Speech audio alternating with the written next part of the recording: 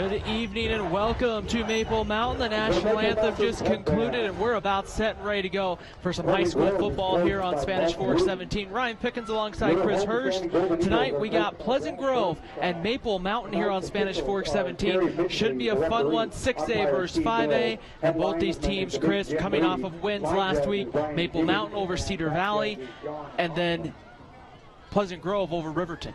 Yeah, both teams come in with a lot of momentum, and both teams were able to sling the rock through the air as both quarterbacks had efficient nights on week one, and that's something that's key to get your season off to a great start if you're a throwing team.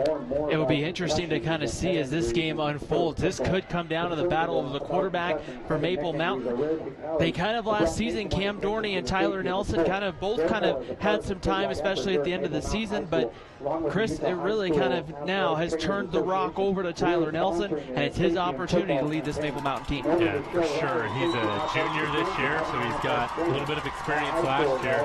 And like I said, he had a very efficient night, throwing 3 touchdowns and completing 15 of 25 last week against Cedar Valley. Now he's going to have a much bigger test tonight against the Vikings. When you look at Pleasant Grove, they're not far removed from a trip to Rice-Eccles Stadium, making the semifinals, Chris. There's a couple of big differences, though. Lots of seniors on that team a year ago. Now, though, the Vikings kind of trying to come back in a tough region to try to see what they can do this year. Yeah, they play in a tough Region 4 with a lot of tough opponents in there, and they played a lot of these similar teams last year and were able to squeak into the playoffs, and turned out that region was the dominating one with teams like Lone Peak, American Fork, Beanham. I'm not sure if Beanham's in there this year, but it's a gauntlet which will help their RPI. Exactly. That's something you heard Andrew and I talk a lot about last week, was the RPI and the effects. This one big for Region 8 at the 5A level in the RPI. If Maple Mountain at home can try to find a way to pull an upset. We're moments away from kickoff. Let's thank our sponsors for making this broadcast possible. Here tonight on Spanish Fork 17, we got Lance Wilson, State Farm Insurance, Triple T Heating, Cooling, and Plumbing, the Driggs Mortgage Team, the Car Guys at the Blue Diamond Auto Group, MVP Sports, 2 Jacks Pizza, Mikkel Thompson, and Hunter Attorneys at Law. We're about ready to go. Maple Mountain will receive the kickoff here this evening. Back deep will be Ammon Hess and number 10, Adian Seuli back deep for Maple Mountain. We're set and ready to go. Maple Mountain in the gray and maroon, Pleasant Grove in the white and blue. We're set and ready to go here for high school football in Spanish Fork 17. Kicking it away for Pleasant Grove will be number 86, the sophomore kicker Seth Lyman.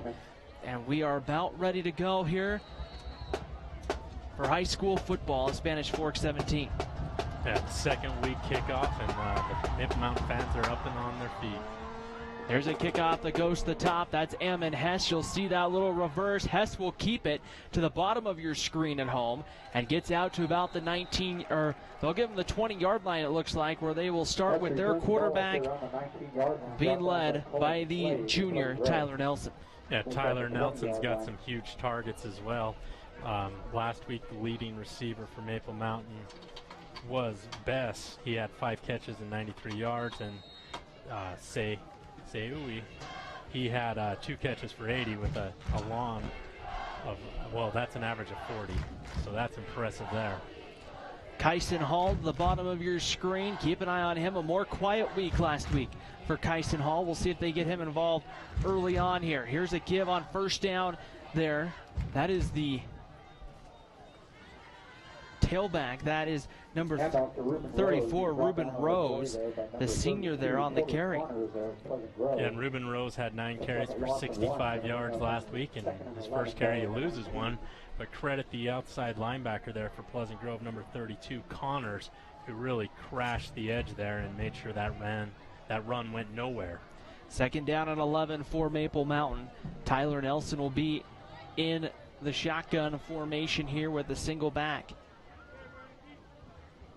Nelson will look to throw, taking a shot, has a man out there. That's Hall in one-on-one coverage. Pass goes incomplete, a little kind of maybe back and forth between him and the junior corner, Caden Bishop, but that one goes incomplete to bring up 3rd and 11. Yeah, Hall had a step there. I think if Nelson would have thrown that a little shorter, he might have gotten a completion or possibly a PI call, but you never know.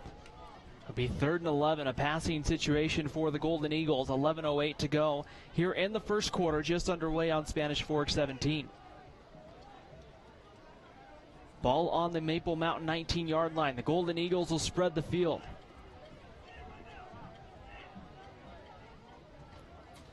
Back to throw, Nelson again. Pocket collapsing, he rolls away now, pressured from behind.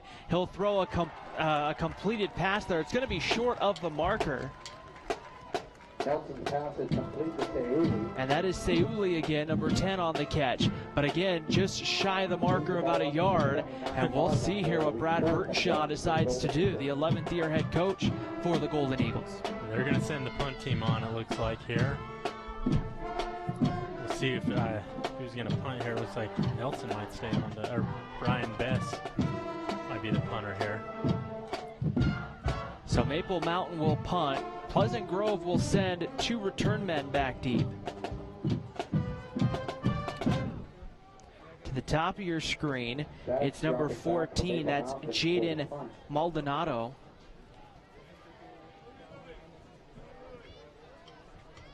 I can't quite see the bottom of your screen. Oh, it's a fake, and it looks like they got it. Didn't see who the ball carrier was.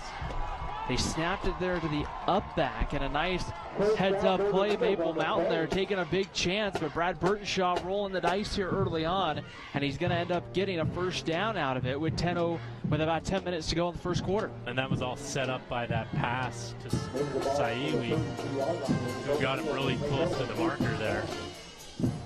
They get the replay there, looking to see who made that carry. That was a great fake there by Maple Mountain as they were able to push the Vikings off the line there and just get enough yardage. Pleasant Grove loading the box. Those safeties playing they're only playing about 8 yards off the ball. Yeah, they have nobody back.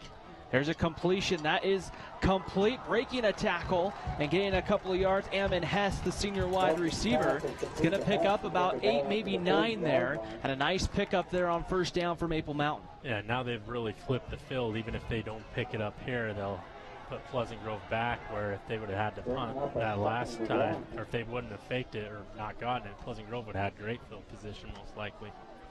2nd and 1, opening up the playbook here for offensive coordinator Clay Denton. A lot that he can do here on 2nd and 1. Ruben Rose is the back. Nelson will keep it. He tries to get outside. He'll have the first down and a few more, and he'll be kind of wrapped up out of bounds at the 48. Well, they'll give him the 49 for a first down. It was tackled by number 12, who I don't have on my roster there, but wow, great patience by Nelson to let those blocks develop, and then he just squirts to the outside and picks up that first down. No problem, as we saw on our Blue Diamond Auto instant replay. 12 might be Derek Ray. Don't see him on the roster we were given here at the site, but I think on the Max Preps roster for Pleasant Grove, there's a number 12, Derek Ray. How cool is that Max Prep site? It ranks all the teams and everything. There's a completion. That one's going to go incomplete. Looking for Hall. Maldonado right there immediately to make contact. That brings up 2nd and 10. Yeah, and Maple Mountain's been very efficient with the pass game here. I wonder if they might want to go a little shorter this time, though. Pleasant Grove's playing short, but they're also playing off on those corners a bit. Be interesting to see what we see as this game goes on throughout the first couple series. 2nd down and 10. 3 wide receivers for the Golden Eagles. They'll throw. They'll set up the screen pass and almost getting that one going incomplete.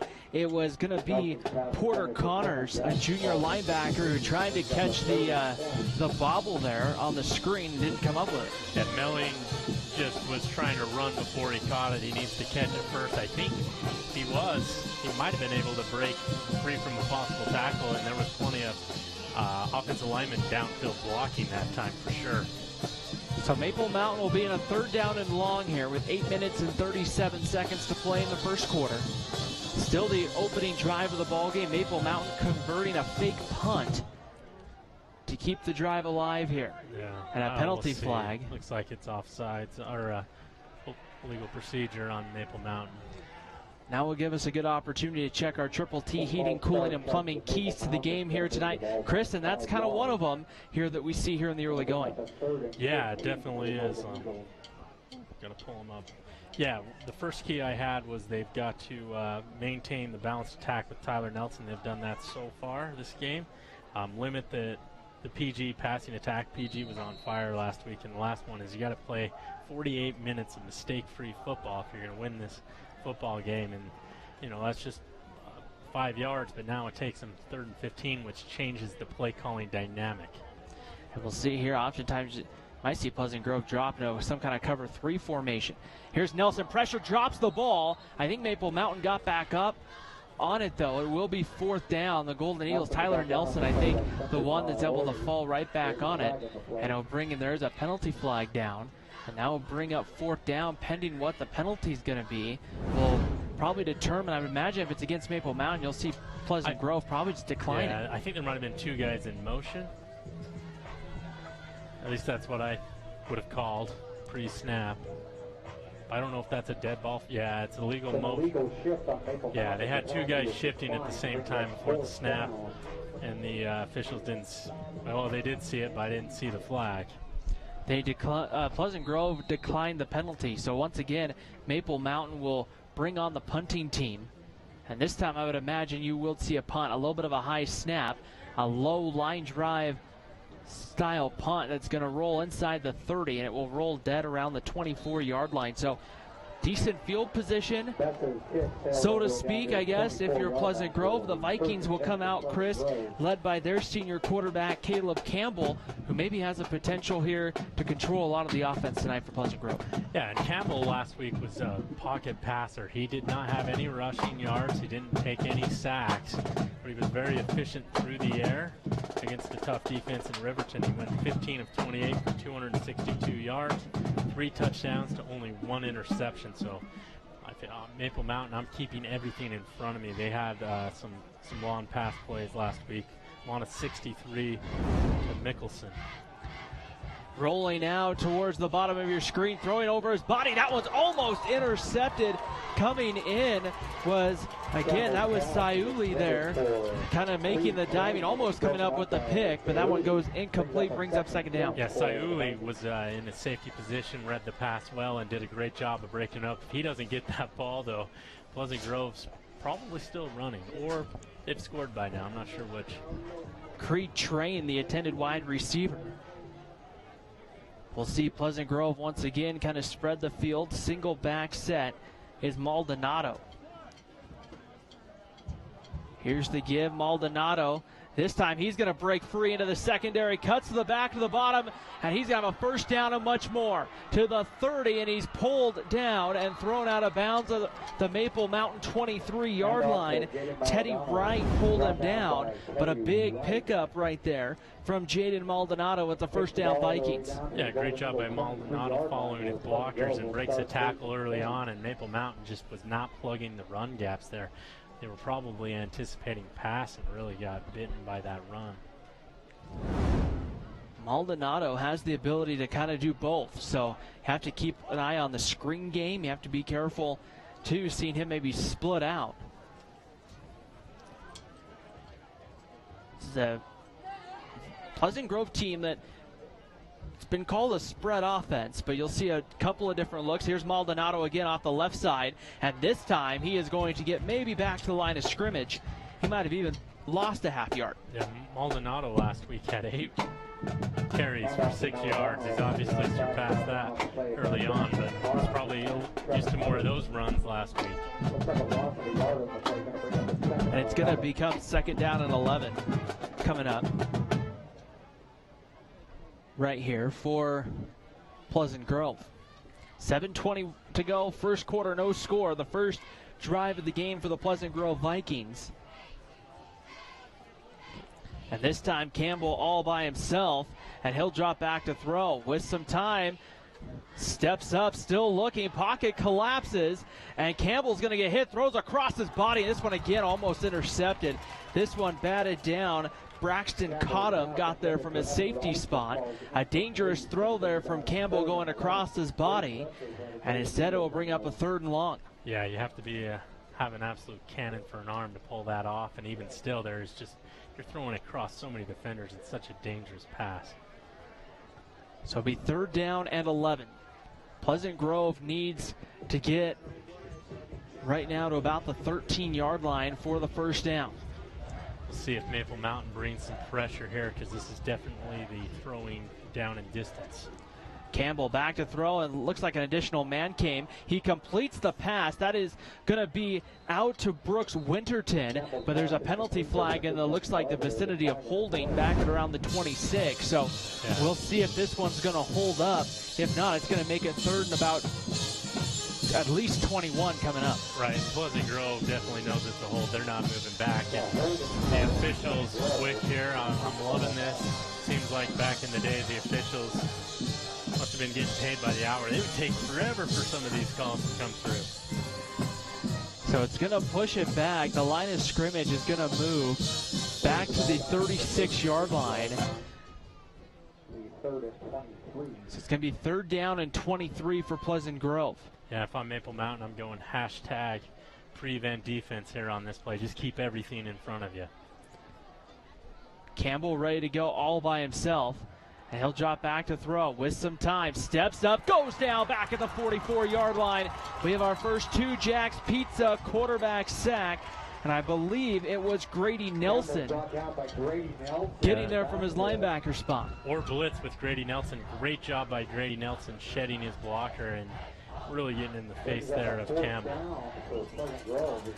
So bring up 4th down, and punting for the Vikings will be the junior Evan Robinson, a linebacker and running back on this team, going back deep.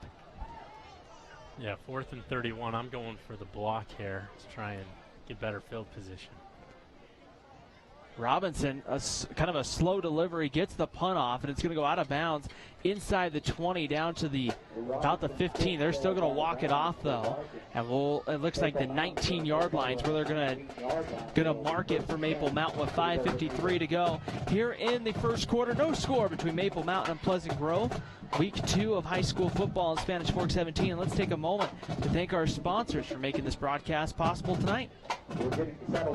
Yeah, we got the car guys at the Blue Diamond Auto Group, Lance Wilson State Farm Insurance, MVP Sports, Triple T Heating, Cooling, Plumbing, 2 Jack's Pizza, Mikhail Thompson and Hunter, Attorneys at Law, and the Driggs Mortgage Team. We thank these sponsors for making this broadcast possible. Also, you can stream this game on our website, which I believe is sfcn.org, and then you can watch it on YouTube, Spanish Fork 17's channel. Tyler Nelson pump fakes, goes over the top. Penalty flags come in. And as Chris said, definitely going to be in the area of holding. So Maple Mountain may get 10 right there. But we'll kind of wait and see what the official call is, but definitely in that vicinity. If it's anything else, probably cry a little bit, Ryan. That was the most outrageous hold I've seen at any level. So we'll see here. It's going to be first. They're still, it looks like, having a discussion, and now it's going to be a hold against Pleasant Grove. And so it'll be a first down. They'll move the ball up to the 29-yard line. And Maple Mountain will be ready to go here with 5:46 to play in the first. And that was a horrible hold because they had like 3-on-1 coverage, and the ball was well overthrown. You got to know when to have the pass interference call and when not to. There's a give right up the middle, again for the Golden Eagles.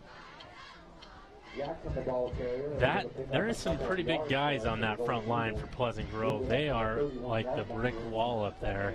Maple Mountain able to get 2 there, but every time they've tried to run up the middle, it's been very limited.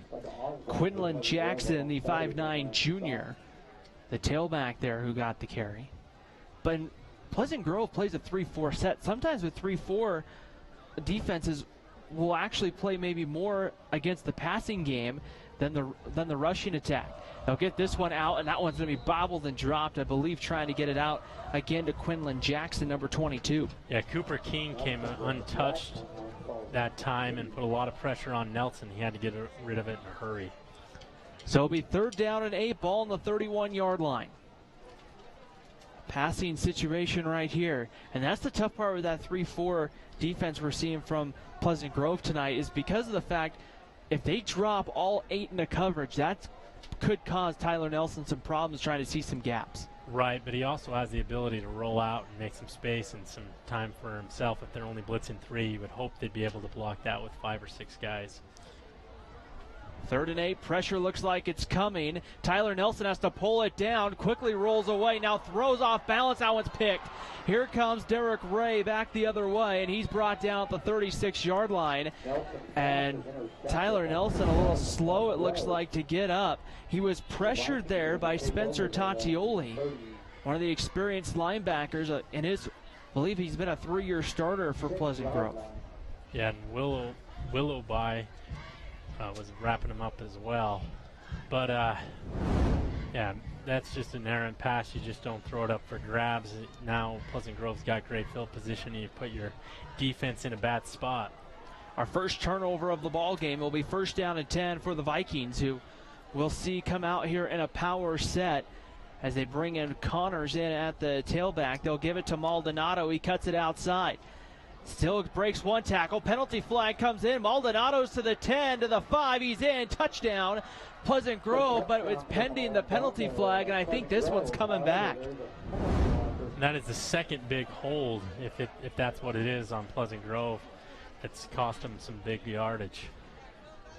The official immediately kind of blowing his whistle and kind of stopping play, and it's going to be a hold against Pleasant Grove, and that takes a 36-yard touchdown off the board if you're the Vikings. Yeah, that's huge, and then they had a huge completion earlier in the prior drive where it would have put them inside the 10, I believe, that came back with a hold as well. It's going to move the football back to about midfield. It'll be 1st down and 24. Now, the holding penalty isn't 10 yards from the line of scrimmage. You see some of those penalties, that's 10 yards from the spot of where the hold is. Yeah, at this level, that's what they do, and so it really is a big penalty for an offense that passes a lot, especially if the hold occurs deep in their backfield. So it'll be 1st down and 24 coming up here for Pleasant Grove, back on midfield here. 4:38 to go in the first. Once again, we see that I formation here for Pleasant Grove. The Vikings will go play action. They'll roll out. Their quarterback throws down, incomplete. Looking to try to get it out there to Isaac Vaha, number 82. That one goes incomplete. And I was looking downfield that time, and that was an excellent coverage by the Maple Mountain secondary. There was nobody, and I mean there was nobody for Campbell to throw to that time. 2nd down and 24 right now. If you're Pleasant Grove, you may want to just try to do something to pick up some kind of positive yardage right here on 2nd down. Yeah, you might want to pick up a chunk of this, maybe a 10 or 15-yard chunk instead of trying to go for all of it. But Maple Mountain's been putting great pressure on Campbell so far. And their penalty flags. And they got kind of one of those situations, a tough offsides penalty there, Chris, because you got a bad snap over the quarterback's head. Yeah, they definitely did. And so that could have been a huge play for Maple Mountain. Instead, they're going to give 5 yards back without the ball even being snapped. So instead of it being 2nd 24, it's 2nd and 19 from the 45-yard line right here. Week 2 of high school football. Yeah, and maybe if you're Pleasant Grove, you just run the draw here or something similar to that, because Maple Mountain has really struggled against the run. It seems like their secondary has held up so far tonight. And you have to kind of think in some ways, Chris, that you might be in 4-down territory when you start to pick it up. So if you can get into maybe that 4th and 5 range, you may want to take a shot and go for it. They're going for it all here. That one's thrown over the top, incomplete. Looking for Michelson, number 22. Yeah. Campbell has an arm, but really threw it to where nobody could get it, and his receivers didn't help him out by stopping. Michelson just stopped on his route, and I think Campbell anticipated he was going to go a little bit further. So it's going to be 3rd down and 19 from the 45-yard line. One thing you have to kind of keep in mind here at Maple Mountain, very common you see the wind start to swirl this time of night, and that can sometimes affect that passing game. We've seen it happen before. Yeah, it's definitely that canyon wind, and this high school has no houses or anything blocking it, so it's a direct route here to the stadium. 3rd down and 19, back to throw with some time. Now being pressured, hit as he throws, one-on-one coverage, incomplete. There's a That's going to go incomplete. Looking there for number 25. That's Carter Merrill. And now bring up 4th down. Great coverage by Cottom that time as he stayed step for step with the receiver as well. And 4th and 24, and it's been 2 holding penalties, so this game might be a lot different, especially with that run that was a touchdown on this drive that got called back. Ready to go again. It will be Robinson back deep to punt for Pleasant Grove.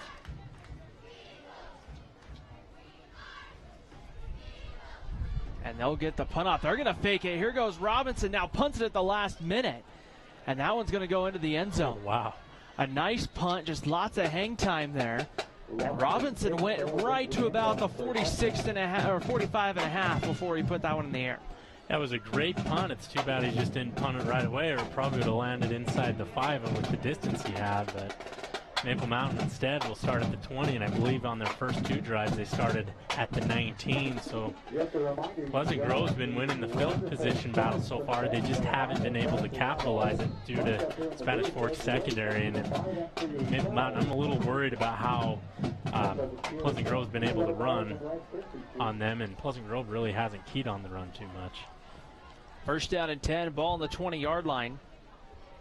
3 wide receivers for the Golden Eagles. Nelson sets up the screen pass. That is complete, and that is going to be, I believe, Kyson Hall on the catch. And Hall there, it looks like, is going to lose a couple of yards right there in the screen game. It's going to bring up 2nd down and about 12 coming up. Yeah, and Maple Mountain's expecting big things from Hall this season. He's only got 1 catch in the previous game for 2 yards, so he's at 2 catches for the season for no yards by my calculation now. And I wonder if he can be more of a deep threat instead of a short screen type guy, which they've utilized him so far this season for. 2nd down and 12, ball on the 18-yard line. 2 receivers to the bottom of your screen. Nelson back to throw. Over the middle, and this one goes incomplete. It looks like some kind of miscommunication there on the route, because that one was thrown into no man's land and brings up 3rd and 12. Yeah, and the officials, where there's no receiver in the vicinity, sometimes they talk about that and call it intentional grounding, but I think his receiver went to the outside instead of the inside, and they recognized that. We'll bring up another 3rd and long, and this is the tough part, Chris, when you get in these 3rd and 12s, 3rd and 10s consistently, it really shrinks the playbook if you're the Golden Eagles. And Maple Mountain's been able to convert a couple of these, or at least get in a position to go for it on 4th, but I don't think this is the side of the field where you're gonna fake a punt. They'll send Hall in motion across your screen at home.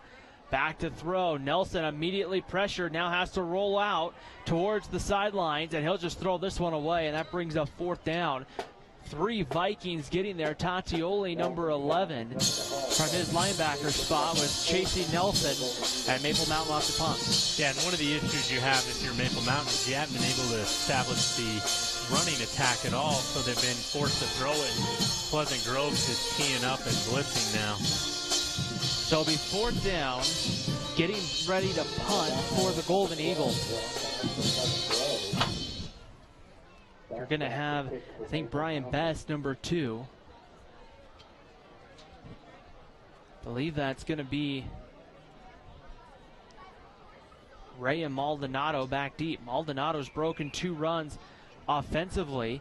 A good punt, but Maldonado will field this one at the 40. Picks it up and now crosses the 45 into midfield. Brought down around the 46-yard line. And Pleasant Grove is going to start again, Chris, in Maple Mountain territory with 2 minutes and 56 seconds to play here in the first quarter. Yeah, and if I'm Maple Mountain, I'm expecting them probably to switch their tactics and see if they can't get a couple runs here because they've had success. So I'd be keying up for a run, but at the same time keeping 1 safety deep just in case they decide to go play action and or throw it.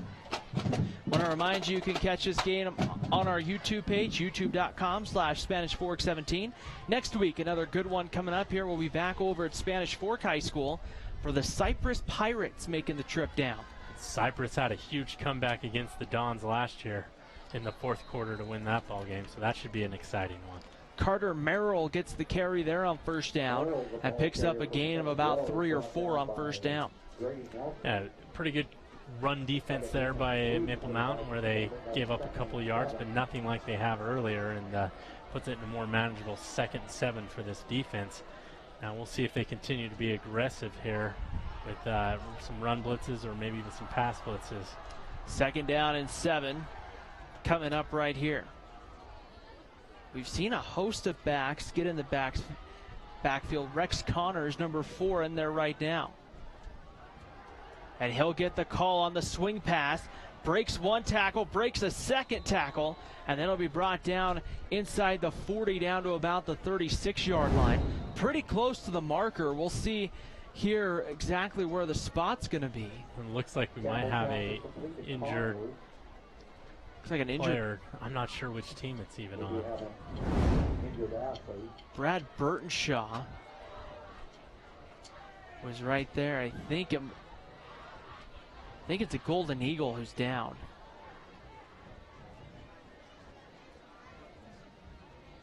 The officials, I think, calling, and I might be wrong, it may be a Pleasant Grove Viking.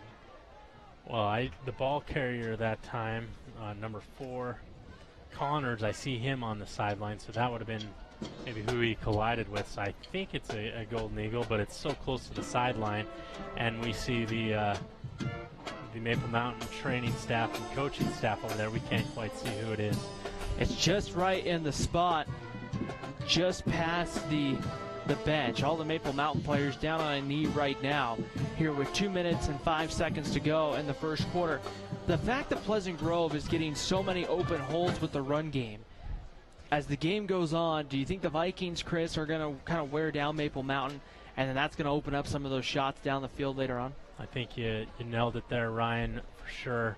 And if I'm Pleasant Grove, I would just start pounding it here, because if you think about it, you wear down Maple Mountain, you run out the clock. This is it's a non-region game. Maybe you save some of your trickery, some of your passing game plays for some of those upcoming region games. Yeah, let's go ahead and review our Triple T Heating, Cooling, and Plumbing keys to the game here. Yeah, so our first key was to maintain a balanced attack with Tyler Nelson. He's been throwing it well. He had that one run.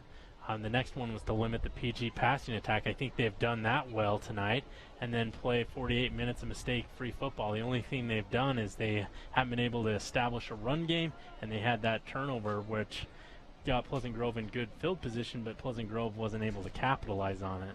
But you can't keep allowing Pleasant Grove to start on your side of the field and expect your defense to keep them out of the end zone the entire night. A long break right here, an injured Golden Eagle down on the field right now. We talk about Region 8 kind of changing. We go back to what I'm calling, because it kind of goes back to where it was when I first kind of came down here to Utah from Oregon, kind of the old kind of Region 8 with Maple Mountain, Spanish Fork, Salem, and Payson, and you throw in some of the other schools like Provo. You go back to this region, Chris, kind of changes things in some regards, but teams still know a ton about each other. Yeah, and it's nice to see all of the Nebo School District teams in the same region again. That's makes it exciting. I'm more excited to see Maple Mountain, Salem Hills, Spanish Fork, Payson in a region game than I am Springville versus Westlake or whoever was in the region last year. I know it's football season, but can you imagine how fun baseball is going to be with Maple Mountain, Spanish Fork, and Salem Hills all in the same region again? There's been times when that's happened, when those three have finished the top 3 in the state. So anyway, it's going to be interesting to kind of see right here a lengthy Yeah, and this is never good. Injury. You don't like seeing this for sure. Update right now is, I believe one of the parents, it looks like, has even come down onto the field. And this is the tough part when you play high school football, is sometimes you have injuries happen, and it will be really interesting to see what happens right here. Yeah. Also, let's take a break, Ryan, and we'll come back with high school football here on Spanish Fork 17.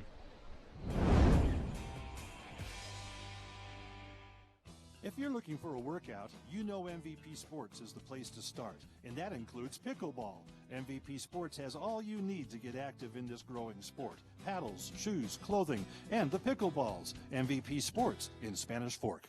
The best time to check your furnace is before it fails, and you can rely on Triple T to do the job right. Our technicians are trained every year, so you can sleep better at night, knowing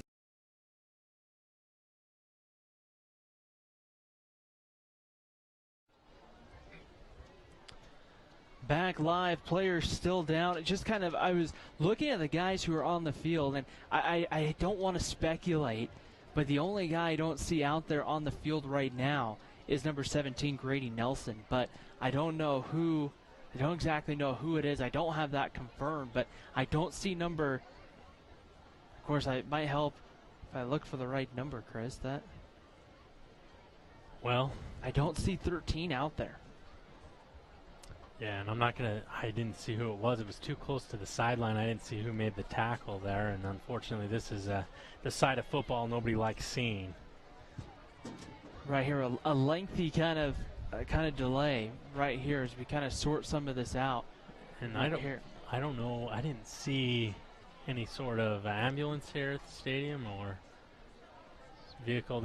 It looks like they've taken his pads off. We'll have to see here. Players are starting to stand up. They're bringing out the board here, which is a horrible sign. You don't want to see. You kind of hate to see injuries like this happen, especially. You never like to see the injuries, but week 2, these kind of injuries sometimes, Chris, can be the season-ending ones, and you get early on and. Yeah. And for sure, and hopefully it's something that doesn't, it's one thing to have a season-ending injury. It's something else if it affects somebody the rest of their life, which is a risk you take when you put the helmet and pads on, unfortunately. Yeah, the shoulder pads are off on whoever it is, so we may not even be able to see a number or not as to who it is, and it looks like now. Right here, you can kind of see it right here, just to kind of the bottom right corner of your screen, kind of where everyone's huddled up right here, kind of looking around. I don't see any kind of ambulance or anything coming here or around.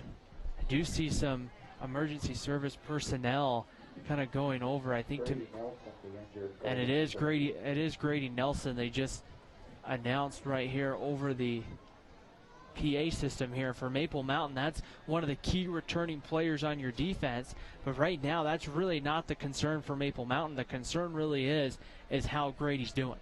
Yeah, absolutely, and I think that's on the minds of everybody here at the stadium. Great tackle prevented the first down there, and Grady Nelson had made another big tackle earlier in the game, and I hate to speculate what it is, but he's just laying flat on his back down there on the sideline, and looks like they've got the police officers down there. I'm not exactly sure what they're doing, but there's a couple that are walking to the north end of the field here.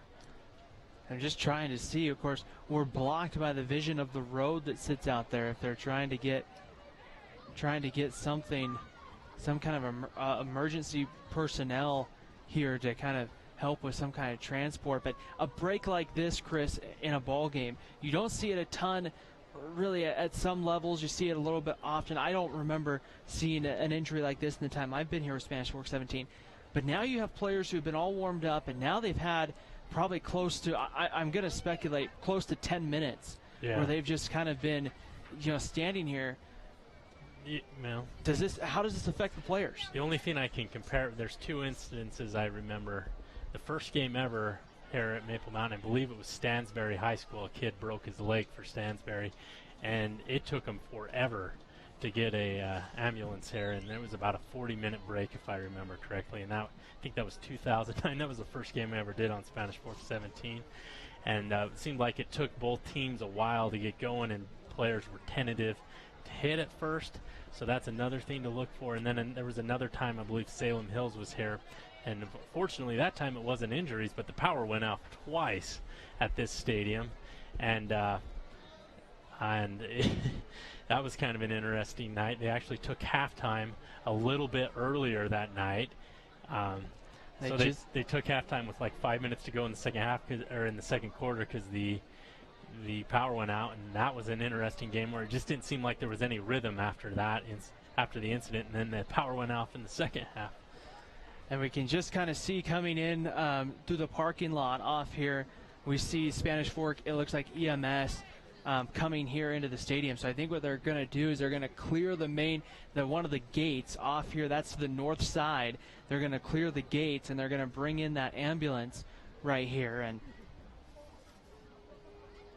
to kind of see here.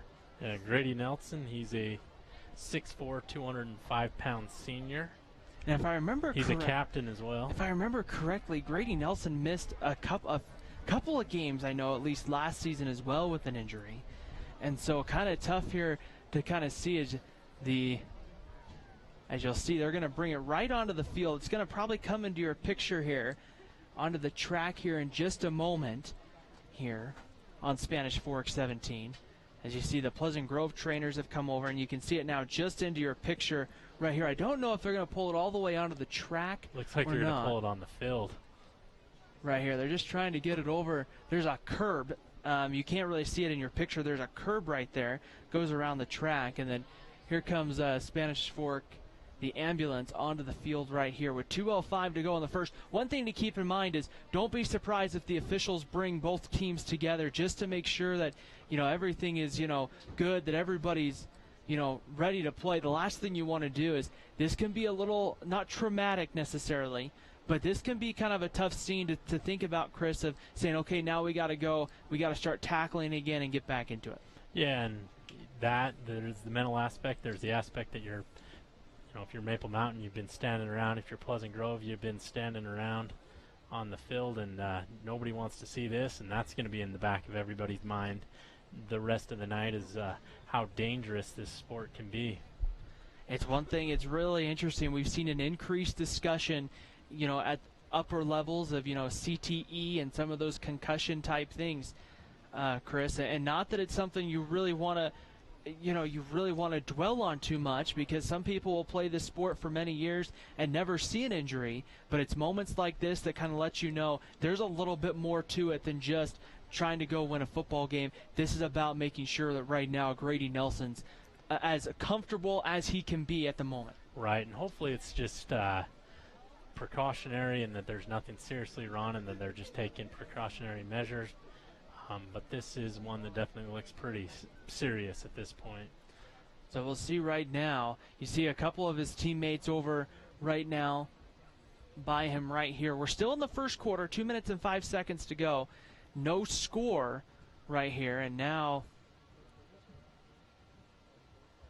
we're looking here to kind of see. I think they're going to try to get there. I think they're going to back the ambulance up, or I think they're going to turn it around so they can make an exit off the field. Get off the field right here, and kind of see what happens right here. Is there you see the Spanish Fork. This is one of those things. This is not a call that really any emergency medical services team wants to really see right here.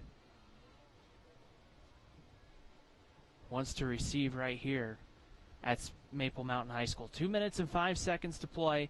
First quarter. Grady Nelson, the injured Golden Eagle, down right here. The play beforehand was a play that went to that side of the field. It was if I remember correctly, it was a run swing pass. It's a swing pass to the back, coming out of the backfield, and Maple Mountain got over there, and I think Grady Nelson was the one that made the tackle for Maple Mountain. It was a pretty rough collision between him and I believe it was Rex Connors that was carrying the ball.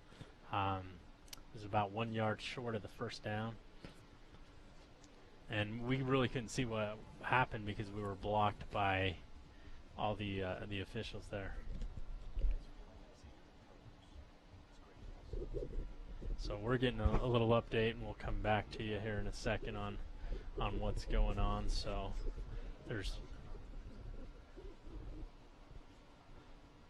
we got the Maple Mountain, some of the coaching staff here over, kind of giving us an update of what's going on.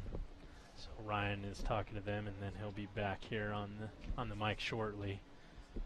But it's a tough scene to watch, and definitely something that is a bystander that you don't want to see at all. and they're definitely going to take their time and make sure that they're doing everything they need to get him the medical attention that he needs and get him in the right spot. So it's a tough moment here.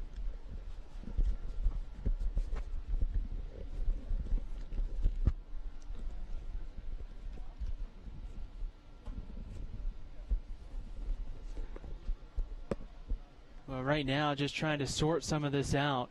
Talking really quickly here. One of the things we kind of talked about a few minutes ago was if they will, and we don't know this, so don't start turning off your dial or anything right here. But one of the big questions remains is if they will continue playing this game tonight or not.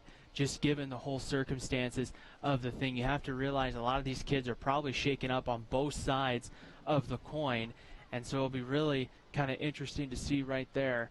Grady Nelson, though, we do know is the injured Golden Eagle right here with 2:05 to play in the first quarter here on Spanish Fork 17. We thank everybody for joining us here tonight from Maple Mountain High School. Pleasant Grove and Maple Mountain here.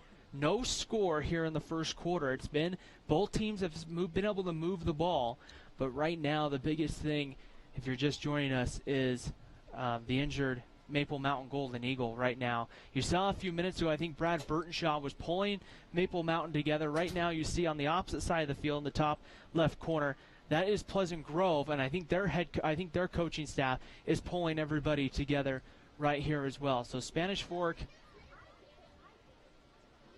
ambulance right now. We'll kind of see what happens here with Grady Nelson here coming up here. And right now you just kind of have to know that as a group right now, the big hope here, and I feel comfortable saying this, the hopes of those at Spanish Fork 17 is that Grady Nelson's okay. As you see right now, you see him right now being carted off the field right now with Spanish Fork EMS, and I would imagine that he's probably going to go up to Utah Valley up in Provo. I guess maybe Payson, but who knows? Yeah, and that's tough. That's a tough scene. I wish him nothing but the best and a full recovery. Hopefully we see him back this season. That's my hope, and that they're just one of those things that's more nerve-wracking than actual injury, but you never know. Be interesting to see right here. Pleasant Grove looks like they're going to get ready here to go to play here with 2:05 to go here in the first quarter. No score. Maple Mountain and Pleasant Grove right here as we get ready to get set and get back to football here in probably a very short time here from Maple Mountain High School. And there's a lot of family, it looks like, and maybe some friends on the field that are just trying to sort out what's going on, and we'll see what happens here. So we'll kind of see here. We don't know. I would imagine, and I would imagine that the officials will probably bring them together, at least the captains, to I can't imagine after this long of a break they'll just let him just immediately go out and start playing, but I could be wrong. Yeah, I speculate we've been going on 20-plus minutes at this point, and maybe even longer. What time is it? It's about 7:45. 7:45. So I'm guessing 20-25-minute break would be my estimate here, and that's a long time for those guys to be standing on the side. But it looks like they're just gonna, once this ambulance leave, Pleasant Grove's lining up to go here, and it's 3rd and 1 on their Maple Mountain 37. So we'll see right here as we're going to get back here. We're going to reset the situation for you and try to get back to football as best we can the rest of the way. 2:05 to go, first quarter, no score. Pleasant Grove has a 3rd and 1. They just threw a screen pass there before the injury, and that screen pass is what ended up actually getting the injury. We're going to be ready to go here, 3rd and 1 from the 37-yard line. The officials right now just waiting, I think, to get that ambulance off the field and making sure they're completely off the track here. Then now a referee will say, okay, let's play. 2:05 to go, first quarter, no score, 3rd and 1 for the Pleasant Grove Vikings.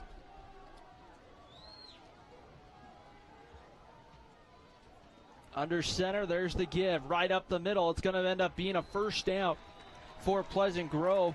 Porter Connors on the carry for the Vikings, and they have a first down to about the 34-yard line. And he needed 1 yard. He got 2 that time, and that'll get him a new set of downs there. And we'll have to see how both teams fare after that long delay. And got 2 minutes. The clock should be running. There it goes. 1st and 10 for Pleasant Grove at the 34-yard line. 4 wide receivers ready to go. Under center, Caleb Campbell. The pitch going outside. This is going to be Porter Connors, who runs over one defender and gets escorted out of bounds at about the 26-yard line. He's going to pick up about 8. Yeah, and we see Pleasant Grove here on the replay just pitch it to the outside and get a few yards. But it looks like Pleasant Grove's really changed their tactics on this drive, where it's been more ground heavy instead of pass heavy. 2nd down and 2 coming up right here. Single back set. Once again, Porter Connors in the backfield. And they'll give it to Porter Connors up the middle. He breaks free to the 10, to the 5. Touchdown, Pleasant Grove. Porter Connors, the junior running back, into the end zone. And the Vikings have taken a 6-0 lead. Yeah, a huge 26-yard run that time by Connors, and that'll open up the scoring. And this time there is no penalty flag to negate the run.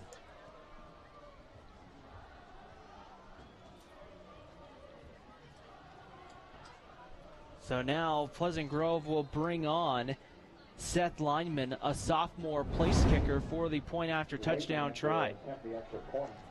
And it looks like Pleasant Grove's really dominating the line of scrimmage here tonight on both sides. So I would imagine we see a heavy dose of run with sprinkle in some passing.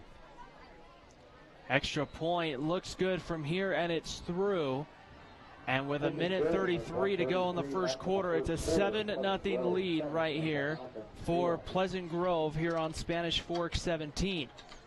The Vikings able to capitalize on the 26-yard touchdown, and now the Maple Mountain offense will have to take the field here with 1:33 to go before halftime, before the end of the first quarter, to try to see if they can recap some of the success that they've had in the early going. Tyler Nelson's able to really have some time to make some throws, Chris, but he just hasn't had a lot of time here on those last couple of drives. Yeah, he hasn't. And I wonder if you maybe roll him out, give him some run pass options, and try and utilize his legs to be your running game as well, because they definitely have not been able to run in the traditional sense of, handing it off or trying to pitch it around the outside, because Pleasant Grove has really been stuffing that Maple Mountain running traditional attack. Seth Lineman, number 86, will get ready to kick it away here for Pleasant Grove. Sayuli and Ammon Hess back deep. Hess to the top, Sayuli to the bottom of your screen. And it will be Hess again from about the 8-yard line.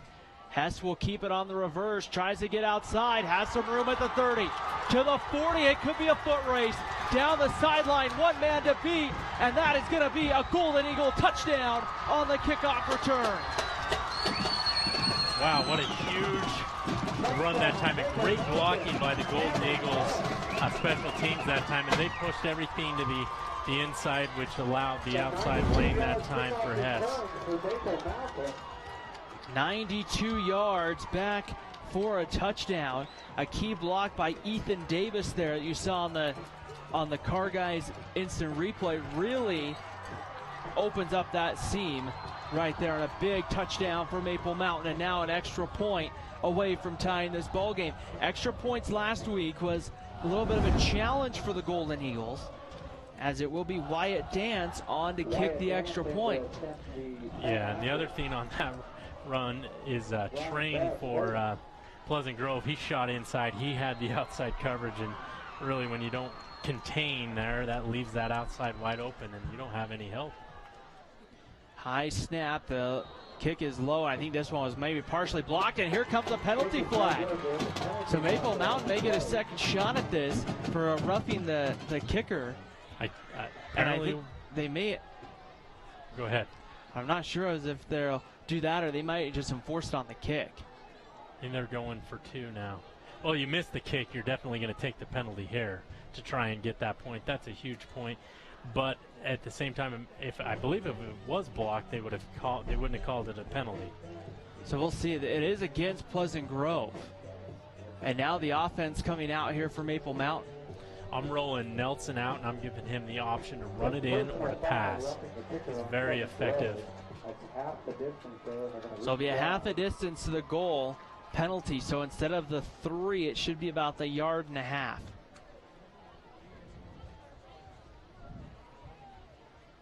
Right here, they're going to go receivers to the top and to the bottom of your screen. Ammon Hess in the backfield with Jackson. Here's the give. There's the rollout. Has a man. Got him. Touchdown. 2-point conversion, I should say. We got a late hit there on Pleasant Grove. And so back-to-back penalties coming there. To see that, Chris, they go to the rollout like you said, and wide open. Yeah, number 13, who's not on my roster, had a late hit, which is going to push them back on this play. And Maple Mountain's got an 8-7 lead. Great job by Nelson there. Just, they have to respect his legs, and which led the option for Hess to catch that. And they'll assess the late hit penalty on the kickoff. And so Maple Mountain will kick from the Pleasant Grove 45-yard line. So a chance to pin him back deep. And you start to get to this point of the field, Chris, this is where you kind of wonder if Brad Burtonshaw may not take a chance there on an onside kick. He might, and we saw him go for the fake punt. And, I've been watching his team for 11 years now, so I feel like he's willing to be aggressive in his special teams games. So we'll see how Pleasant Grove lines up right here. 1:16 to go in the first quarter, 8-7 lead for Maple Mountain. The Golden Eagles able to steal 2, and we've seen some big penalties tonight against Pleasant Grove, Chris.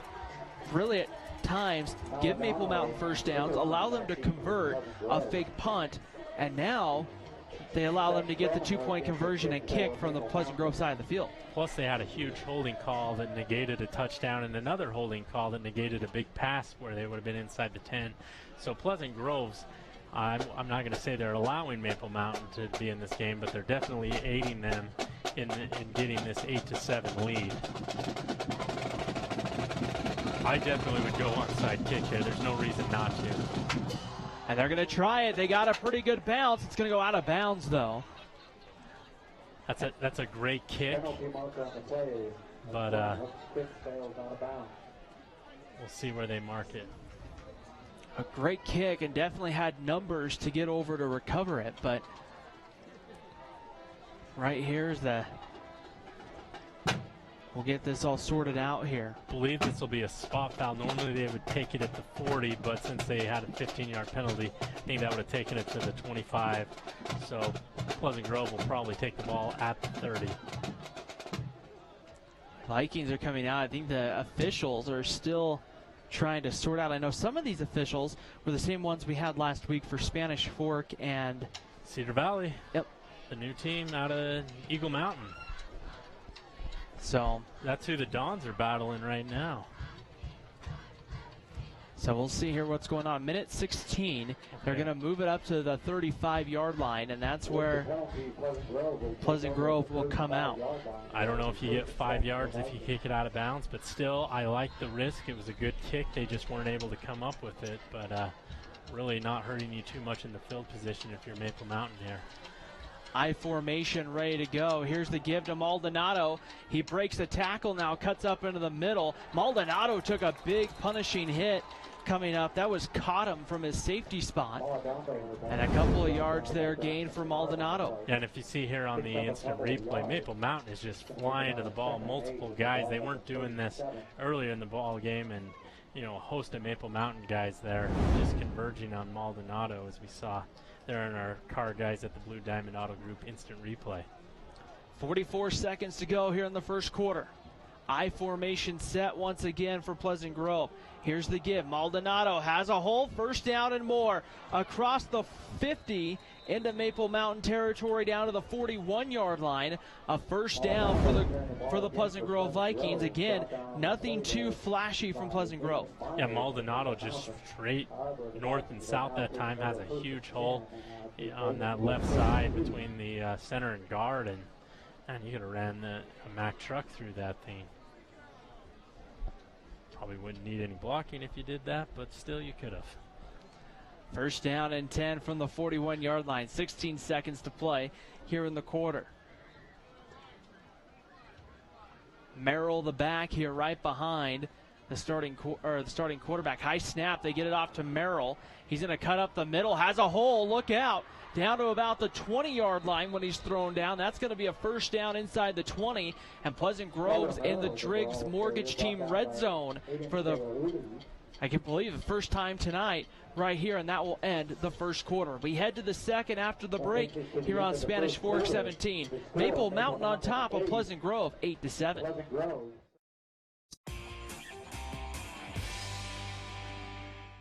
If you're looking for a workout, you know MVP Sports is the place to start, and that includes pickleball. MVP Sports has all you need to get active in this growing sport. Paddles, shoes, clothing, and the pickleballs. MVP Sports in Spanish Fork. The best time to check your furnace is before it fails, and you can rely on Triple T to do the job right. Our technicians are trained every year so you can sleep better at night, knowing your furnace is safe to operate. Call Triple T at 798-7711 to schedule your tune-up today. Need a new car or truck? Come to the guys you trust. The Car Guys are part of the Blue Diamond Auto Group, and they have the best selection of quality vehicles at the best prices for your budget. The Blue Diamond Auto Group with the Car Guys at 872 North Main in Spanish Fork.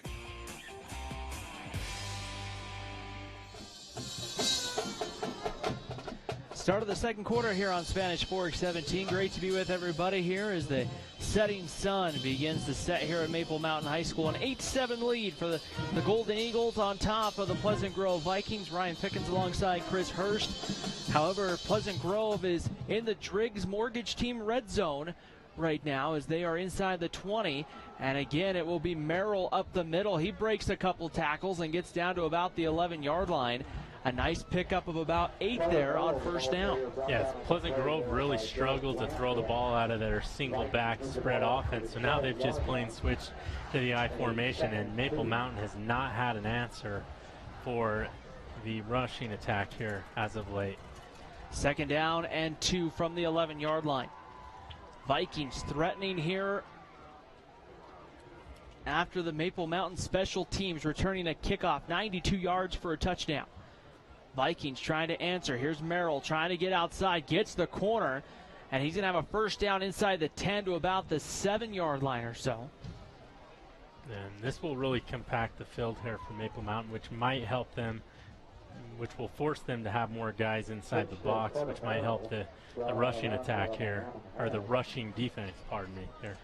I thought Evan Robinson there was going to potentially get caught with a hold there, but right about the time that he was going to that would have happened, he kind of let go and pulled back. Yeah, and Pleasant Grove has been very hands-on in their blocking as they've had multiple holding penalties.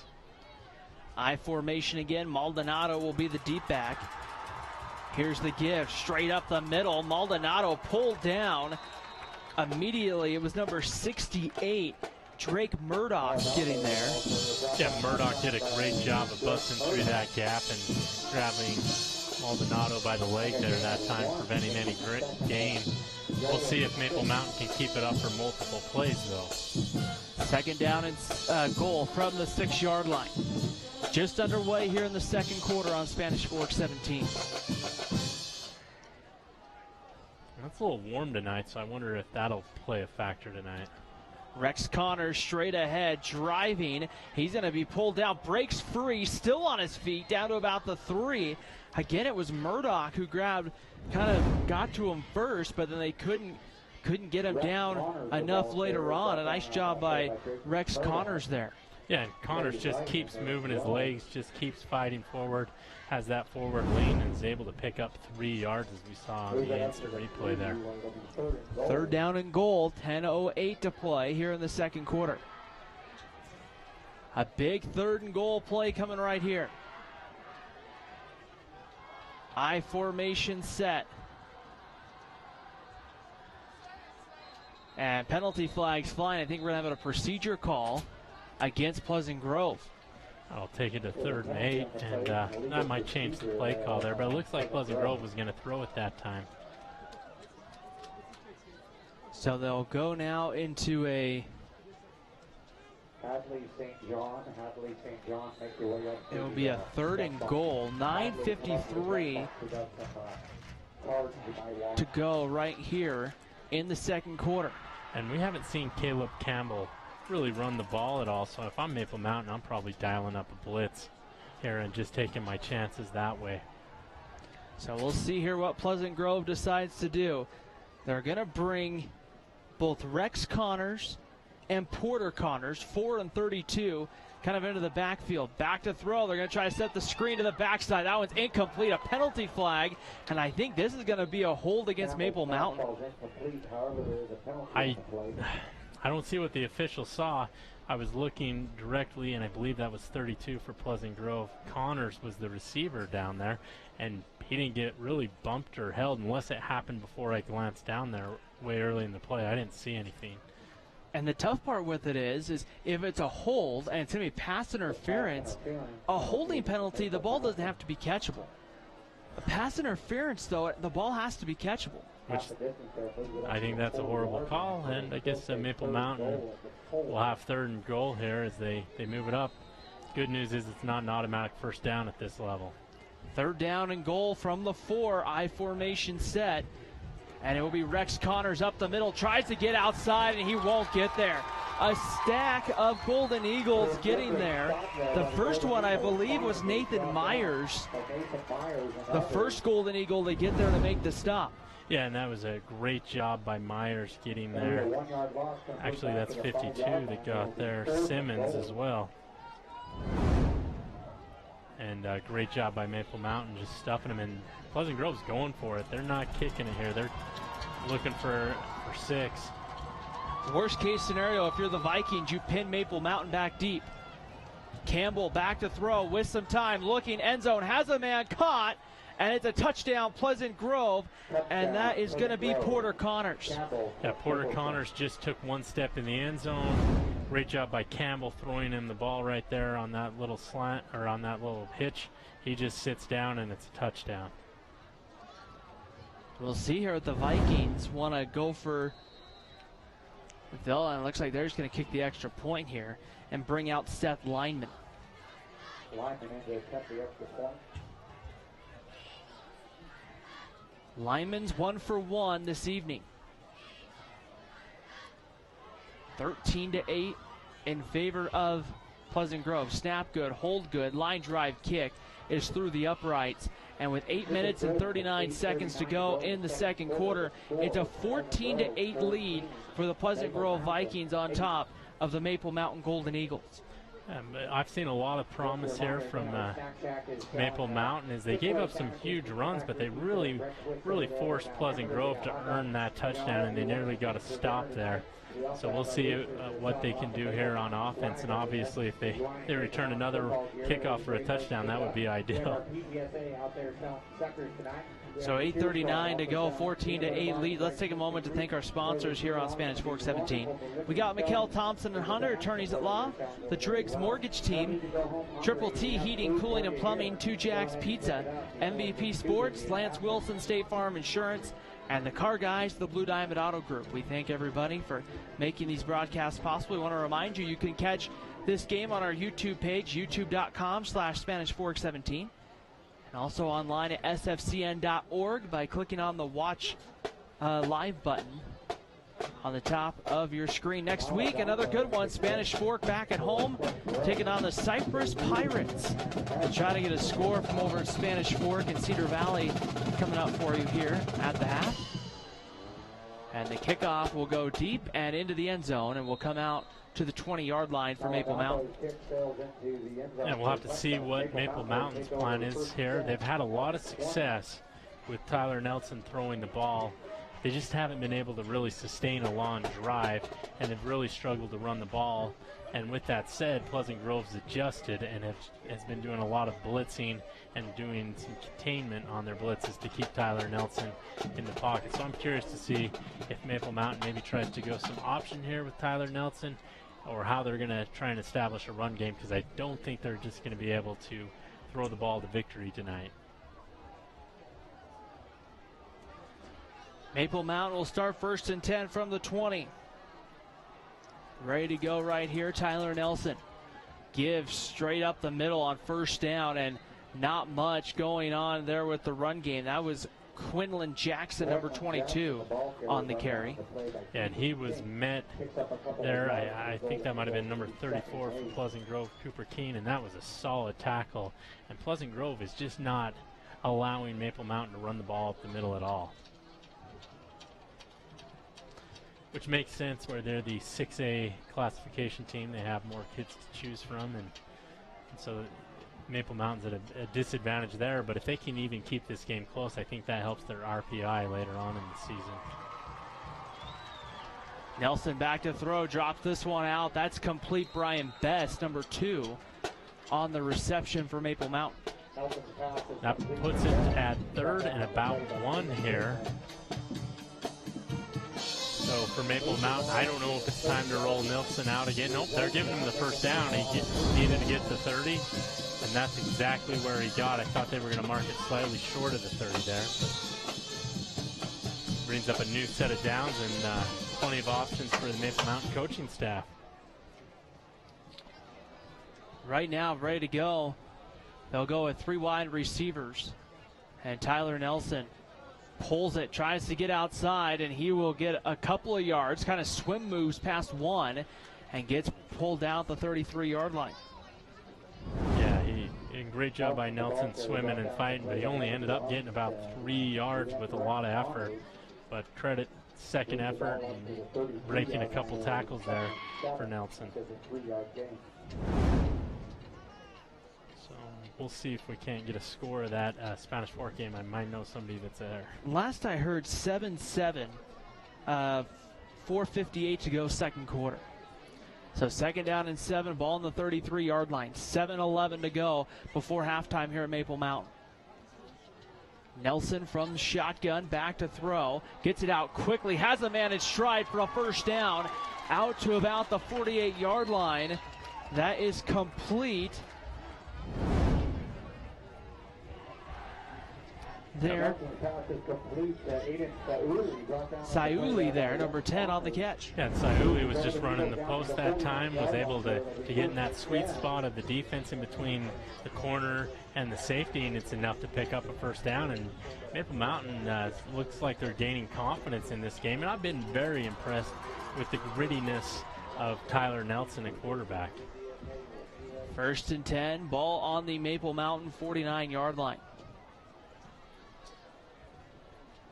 Golden Eagles trying to respond. Back to throw. Nelson about to be hit. Pump fakes, goes up top, has a man. Kyson Hall makes an adjustment to come down with it. And a big play there from Nelson to Hall. I don't see any penalties. Great job by Hall, as we'll see here on the replay. Had to wait for the ball, but then adjusts and then just out jumps the corner that time to come down with the catch. And he had a step on it, like I said, but Caden Bishop was just a step behind the corner for Pleasant Grove that time, but Kyson Hall had to wait for it and then adjust in the air to out-jump the corner. And a great catch, and Maple Mountain's in the Driggs Mortgage Team red zone. We'll see what Maple Mountain can do. Nelson steps up, gets it out quickly, has a man wide open. That is caught, and a touchdown, Quinlan Jackson. I don't see any penalties. It looks like that play will stand as well, and we've got ourselves a tied ball game with the PAT pending. Maple Mountain's going to go for, it looks like, just the point after touchdown try right here. Nice job for Maple Mountain to find a way to respond, tie the ball game up, and now they'll try to go for the extra point. Ready to kick the extra point is Seth Cromanhook, Right, 6'3" junior kicker. The penalty flags fly. And I think we're going to have offsides, it looks like, against Pleasant Grove. So the Vikings line up again, which will move at half a distance to the goal. Last time they're going to go for 2. They're trying to get the offense up. And all of a sudden, the offense was sitting over on the bench, and now all of a sudden, Tyler Nelson and company, they're going to try to see if they can steal 2 again here with 5:57 to play before halftime. Yeah, and they'll have to hustle because they just started the clock here. High school football went to a 40-second play clock on some plays this year. Listening last week to the officials and the scorekeepers over at Spanish Fork go over it, I was like, okay, it's 40 seconds in these instances, it's 25 in these others. Huh. That's very interesting.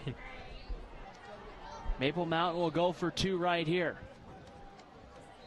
Kind of the pistol formation. They're going to have to call timeout. And Brad Burtonshaw will use his first timeout here with 5:57 to play on the point after touchdown try. And for Tremaine, trying to scramble to try to get your team on the field, not too surprising there. You would have some kind of delay game. Yeah. And, you know, I think the last time their players were up watching the play, watching the kick because it was a kickoff. But this time I think they just scored the touchdown. They were all sitting on the bench, huddled around, and just didn't have enough time to jump on. So, especially for those guys that are playing both ways, they definitely want that rest if they're not playing special teams. So 5:57 to go here before halftime. Tied at 14 between Maple Mountain and Pleasant Grove. The Vikings coming down from the Class 6A to play this one. The Golden Eagles go on the road next week. They played their first 2 games here at home. Maple Mountain will go up to Orem and play Timpanogos next Friday night. Take on the Timberwolves, who are no longer in their same region. The Timberwolves, talk about getting a tough region in that Region 7. Timpview. You get Timpview. I'm drawing a blank on the rest of them, Chris. New region, or new season, new region. We'll get it down by the end. I know it's a really tough region. Tyler Nelson rolling out. in that one as well. And Nelson kind of throws as he's about to be hit. That one goes incomplete. We're tied at 14. Yeah, Alta's in the region. And then I think that's the same one that you have. They have like Sky Ridge and a couple in that one. So you got Timpview, Timpanogos, Orem, Mountain Ridge, Lehigh, and Alta.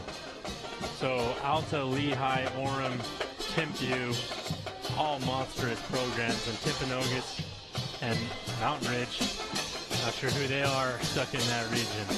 That's going to be a learning curve for some of those teams there, as we're tied at 14 with 5:57 to go here before halftime. So where is Mountain Ridge? Cedar Valley I know is out in Eagle Mountain. Mountain Ridge sounds like a new school as well. Mountain Ridge is, and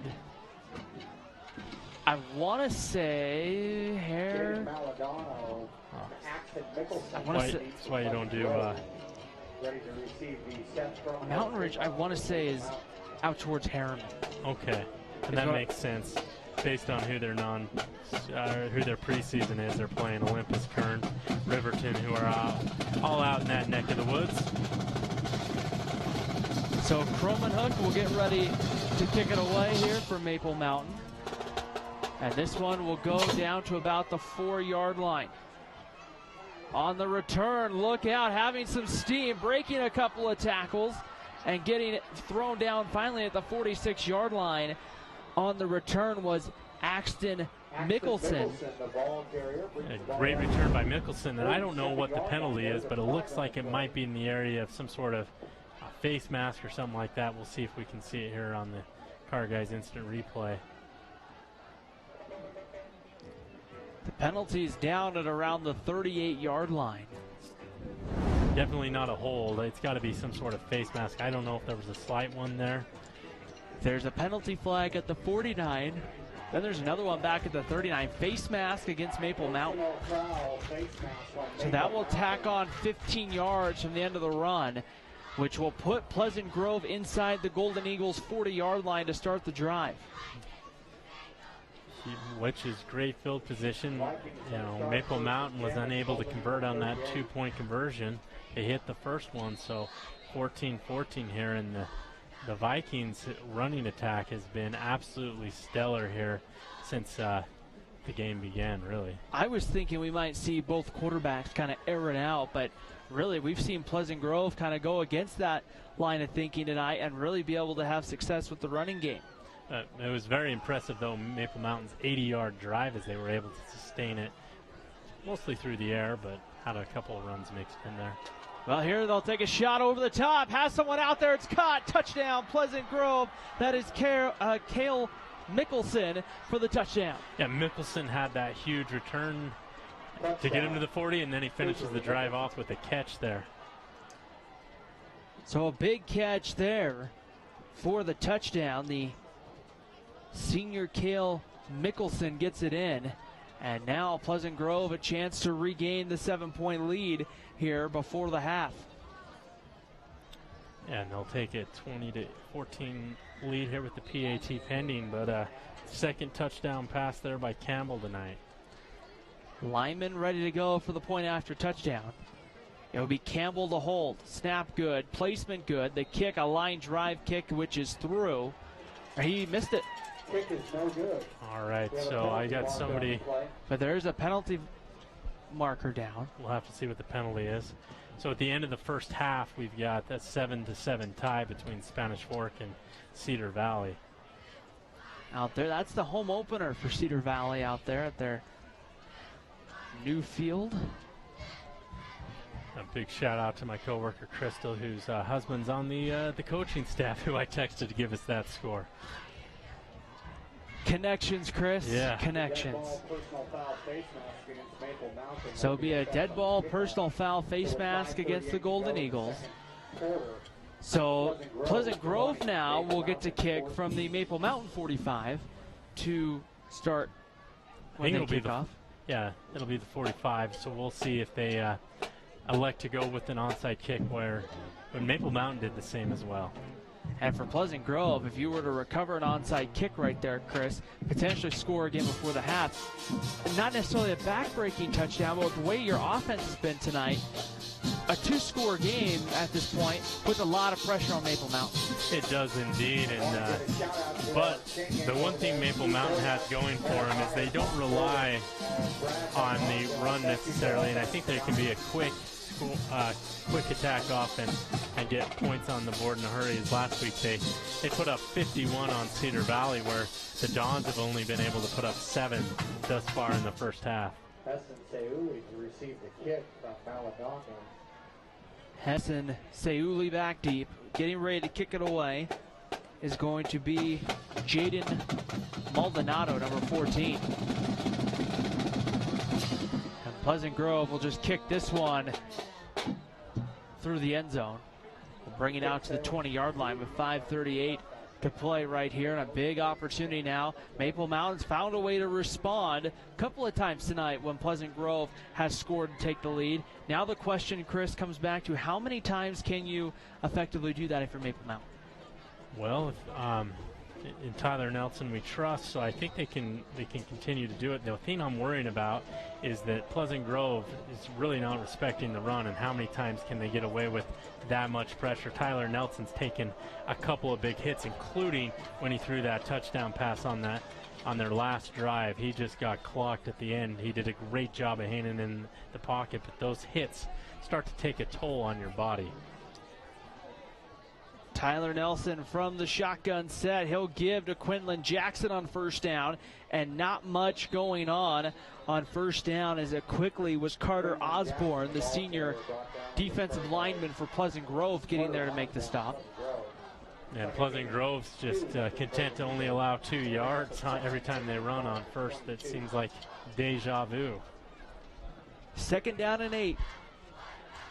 Coming up for Maple Mountain. The Golden Eagles do have 2 timeouts that they can use here before half. And if you're Pleasant Grove, if you can get a stop and a score, they'll receive the ball to start this game. So that could be a huge momentum builder. Nelson ready to go. Pump fakes, takes a shot, has a man out there, and he's got him in stride. That's a big play. Down the sideline, Kyson Hall. He will go. Touchdown, Maple Mountain. He gets tripped into the end zone. Wow, and what a huge catch by Kyson Hall there. And he's able to run the rest of the way. And Nelson got hit as he threw it, and just the ball went straight in the air. But Hall had a 3-step lead on the corner there. Hall, a quiet week last week there, making up for it there with the touchdown. And I think the only thing he might have done a little bit different there, Chris, is maybe just run straight into the end zone. Yeah, I don't know if he was trying to evade the tackler and thought he might be able to do that by cutting inside. But nonetheless, it's still 6 points. We got a tied ball game at 20-20. Snap good, hold good, kick is through for Cromanhook, and Maple Mountain has regained the lead with 4:44 to go before the half, 21-20. We see Pleasant Grove get the lead, Chris, and then the Golden Eagles just come and punch right back. Yeah, it's been through the air, and there you can see the confidence in these receivers and the quarterback and the line that's blocking for Tyler Nelson, and I think Pleasant Grove might want to just tone back some of those blitzes because they took a chance there. They got to Nelson, they hit him, but they just didn't have coverage on the backside. 21-20, Maple Mountain on top here. 4:44, plenty of time for Pleasant Grove with the football. But this is a really good sign for Maple Mountain as they head into, to play against teams in the same 5A classification. Is if you can hang with Pleasant Grove, who I know they lost a lot of starters, but they were all the way in the semifinals at Rice Eccles last year, and they beat a tough Riverton team to open the season. So this is a good sign if you're a Maple Mountain football fan. So it will be Axton Mickelson, the brother, family member of Cale Mickelson, back deep. And this time it goes about 4 yards deep, and will come out to the 20-yard line here with 4 minutes and 44 seconds to play before half right here. Now I'm curious to see if Pleasant Grove tries to answer with a quick strike. They had that huge deep pass right after that turnover that they were able to capitalize, or if they are content to try and run some of this clock and wear down Maple Mountain. I'm very curious to see what the strategy of the Pleasant Grove coaching staff is. The Vikings have used a handful of backs in the backfield. Carter Merrill in the backfield here on first down. Campbell under center. Here's the give to Merrill. Straight ahead. Fumble, ball's loose, and Maple Mountain's got it. The Golden Eagles force a turnover with 4:38 to go. Mikel Thompson and Hunter attorneys at law. Great defensive play, as it was Seuli who came up with it, and Maple Mountain's in business again, and a nice opportunity to potentially add to their lead before half. Yeah, said differently, they're already near the Driggs Mortgage Team red zone there, and huge turnover by Pleasant Grove there, and we'll see if Maple Mountain can capitalize it and build on this lead. I just go for the touchdown pass here while you have this momentum. See if they run it again on first down. They've been unsuccessful with the run, but lining up in the backfield. Quinlan Jackson. I might go screen here too. Watch that matchup to the bottom of your screen. That's where Kyson Hall has had a step on the defender most of the night. Nelson pump fakes now, pressured, rolls away, throws it up for grabs. It's intercepted. Coming right back, it was Evan Robinson, number 17, who had a pick last week. He comes up with his second of the season right there. And Pleasant Grove right back in business here before halftime. And it's a good thing, I think it was Robinson with the INT there. It's a good thing he kind of tripped or stumbled or dove, because that looked like he was going to go all the way.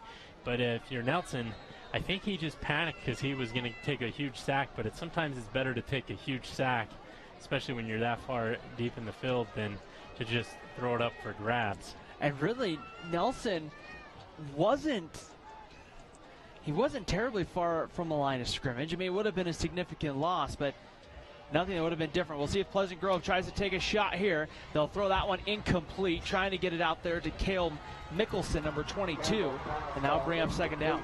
Yeah, and that time Mickelson just threw it, or it was just Campbell, threw it short to Mickelson, and that's something we haven't seen from Campbell. He's been deadly accurate from short range tonight.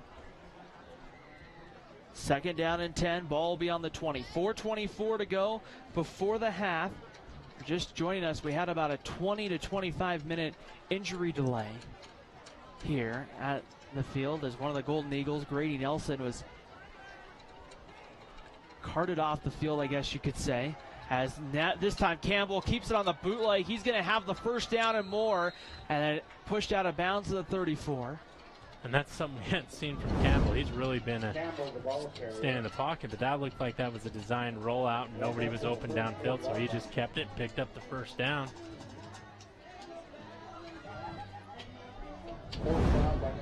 So a nice job there for Pleasant Grove. The Vikings, I think, have all 3 of their timeouts. The timeouts aren't on the scoreboard here at Maple Mountain. A little bit different setup here than we have over at Spanish Fork. 1st and 10, low snap. Campbell picks it up now, dances around, and he's going to go down back in the backfield. He's going to lose about 3 or 4, and he's brought down back to the 31. And that's a huge sack, and the timing of that play was disrupted by the bad snap, but we have a 2-jack sack there. As looks like 68 was one of the guys there, Murdoch, and I didn't see the other Maple Mountain defender, but that great job by them collapsing on Campbell after the mishap on the snap. 2nd down and 13, ball on the 31-yard line. 21-20, Maple Mountain on top of Pleasant Grove. 6A versus 5A in week 2. Campbell back to throw, steps up, now looks downfield. It's going to go for it all. Has a man out there just out of the reach of Cale Mickelson, who had the big 38-yard touchdown earlier. And that one there, inches away from potentially being a 2nd one. And I would call pass interference on Pleasant Grove. Creed Train just shoved a Maple Mountain guy as the ball was in the air who was trying to get towards it, and that really stunted his momentum, and that's part of the reason that the receiver was so wide open downfield.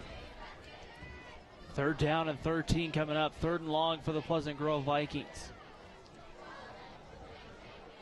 And I think Pleasant Grove's probably a little shell-shocked. They probably thought they would come in and dominate this game, and that has not been the case thus far. 4 wide receivers, they'll set up a little screen pass, double pass, has a man out there, that is Mickelson, and Cale Mickelson for the 2nd time tonight will find the end zone, this time coming from Rex Connors. Actually, Porter Connors caught that ball. That's number 32, Porter Connors. Porter Connors catches the pass from Rex So Connors. it was Rex Connors to Porter Connors. So we've got a 26-21 ball game here. That 22 and the 32 can look a lot alike from the far side of the field. 26-21. So now Pleasant Grove, I think the Vikings are gonna call a timeout here with 3:08. They're kind of in that position, Chris, where you have to kind of look at whether you're gonna go for 2 or not.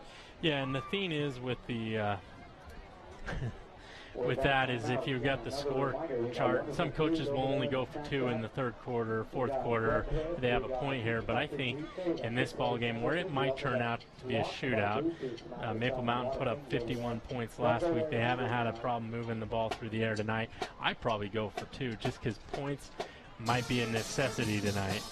It'll be interesting to see. And one thing is you go for 2, you get it back to that 28-21, you get it back to that 7-point ball game. But you bring up a good point. With the way that Maple Mountain offense has been, really no lead's going to be saved at this point tonight. Yeah, and this is definitely made for an exciting first half of football. This is probably not what I was expecting, but I have been entertained nonetheless. So we see Connors to Connors for the touchdown. And you're going to see Lyman come on for, well, you won't see Lyman. You're going to see the offense on the field. They'll probably just, well, looks like they might go right up the middle. I think they got away with a little bit of a false start. Back to throw. Campbell now being pressured, being chased from behind. He will throw at the last minute. A penalty flag comes in. Looks like it's intentional grounding, but I don't know what will happen because of the outcome of intentional grounding. So we'll kind of see here what happens right here. 26-21. And I think Maple Mountain's just going to decline it. It's going to be a hold against Pleasant Grove. Penalties declined. And so we'll get ready for the kickoff. 26-21 with 3:08 to go. Let's take a moment to thank our sponsors here on Spanish Fork 17 for making this broadcast possible. And we have the car guys at the Blue Diamond Auto Group, Lance Wilson State Farm Insurance, MVP Sports, Triple T Heating, Cooling, Plumbing, Two Jacks Pizza, Mikkel Thompson and Hunter Attorneys at Law, and the Driggs Mortgage Team. We'd like to thank these sponsors for making this broadcast and all of our high school sports broadcasts possible here on Spanish Fork 17. And remember, you can watch this broadcast on YouTube at the Spanish Fork 17 channel. There's the website there. You can subscribe on the app and get notifications when a game starts as well, or any sort of amazing activity that might be happening on the Spanish Fork 17 channel live. Sayuli will be back deep, and Ammon Hess back deep here for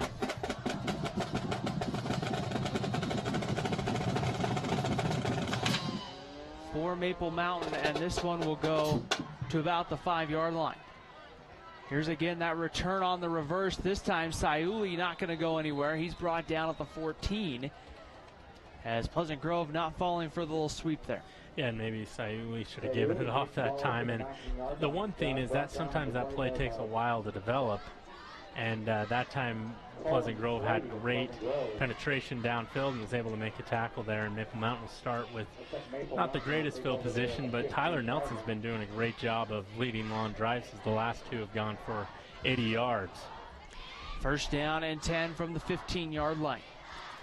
3:01. I was going to say, we'll have to see if they key on Kyson Hall here. Hall's to the bottom of your screen. Here's a give right up the middle. Quinlan Jackson, not much going on first down. It was Tatioli from his linebacker spot for Pleasant Grove getting there. Looks like he lost half a yard there as they're marking him back to the 15. And the key thing that Chris pointed out a little while ago, Pleasant Grove is going to get the ball to start the third quarter. Yeah, and I said that with anticipation of not having 3 touchdowns in between, but wow, this second quarter has been awfully exciting. We were 7-6 at the end of the first quarter. In the second quarter, both offenses have come to life. Second down and 10, ready to go. Ball on the 15-yard line. Back to throw with some time. Nelson shows off the arm and hits a receiver a perfect stride across the 40.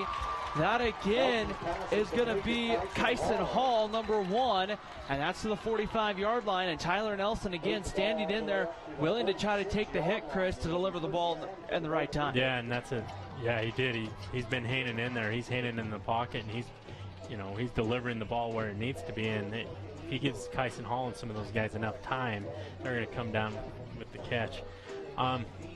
But Hall's over 100 yards receiving because he had that 78-yard touchdown catch earlier, and that one was over 22. So he's having a monster night tonight. Here's the give up the middle. Quinlan Jackson will get a couple. It looks like they'll give him the 48-yard line. And now you're starting to get in that time where clock management will be big for Maple Mountain. 2 timeouts to go with 1:35 to go in the second quarter.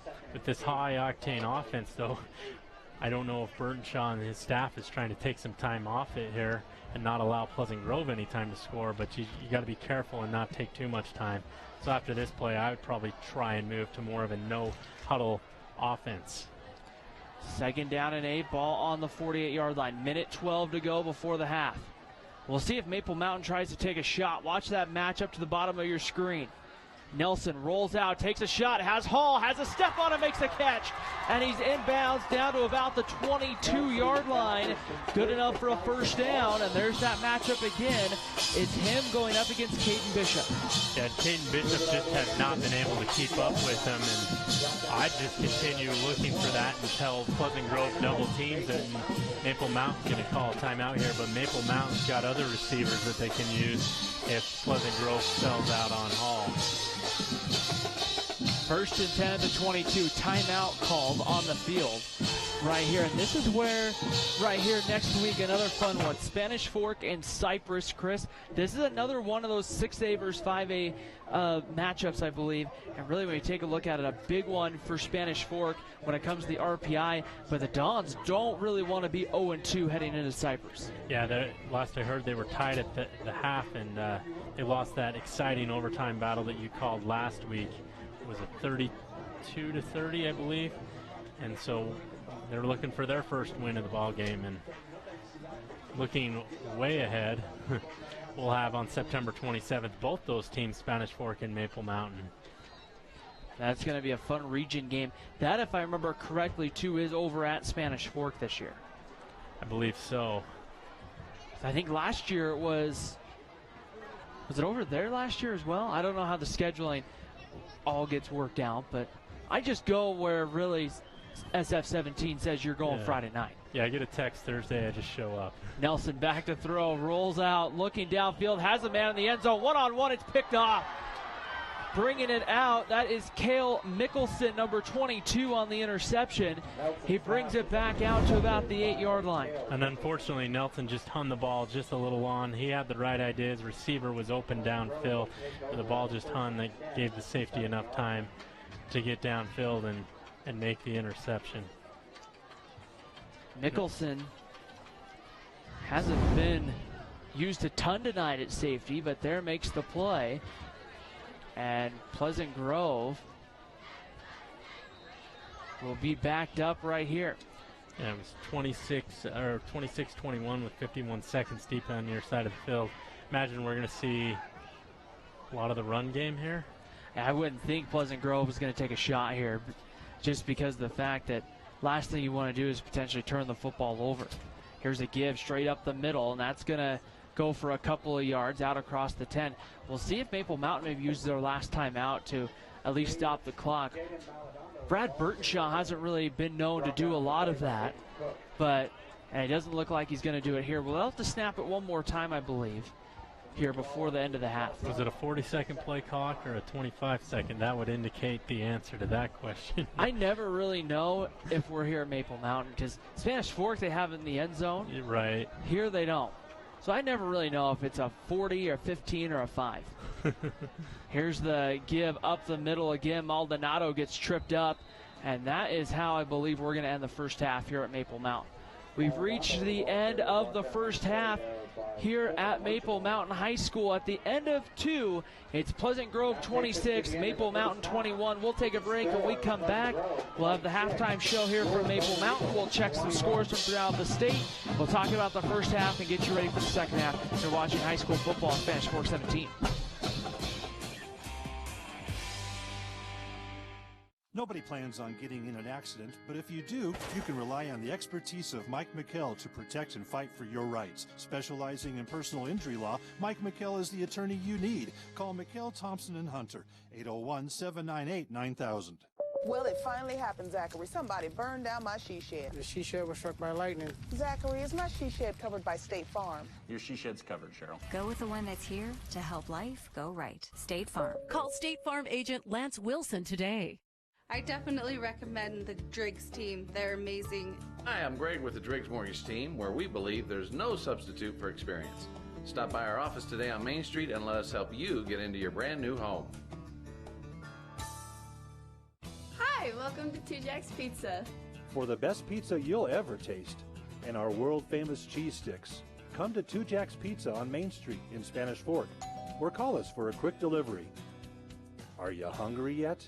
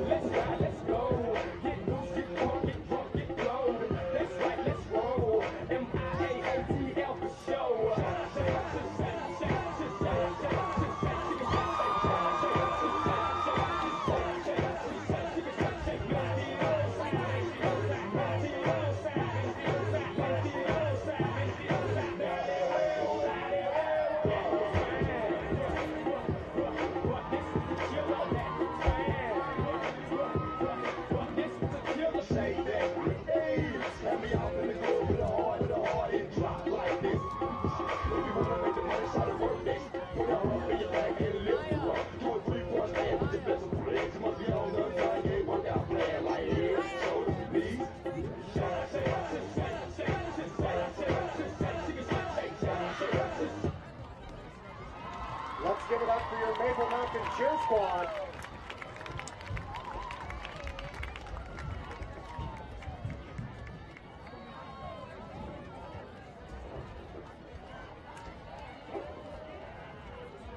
The Maple Mountain High School Elevays will perform a camp routine entitled Survivor.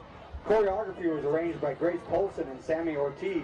The Elevays are the reigning three-time Region 8 champions and placed second overall in 5A state drill last year. Your Elevay officers are Grace Polson, the president and head drill mistress. Sammy Ortiz is the drill mistress. Kenzie Cowan, Julia Dahl, and Brooklyn Faulkner are the assistant drill mistress. Gracie Miller is the secretary. Zoe Livingston is the historian. Bailey Johnson is the photographer. Sydney Adams, Maisie Melton are the costume chairs, and the Elevays are coached by Molly Brinksley, Melissa Bell, and Camille Montague. The Maple Mountain Elevay.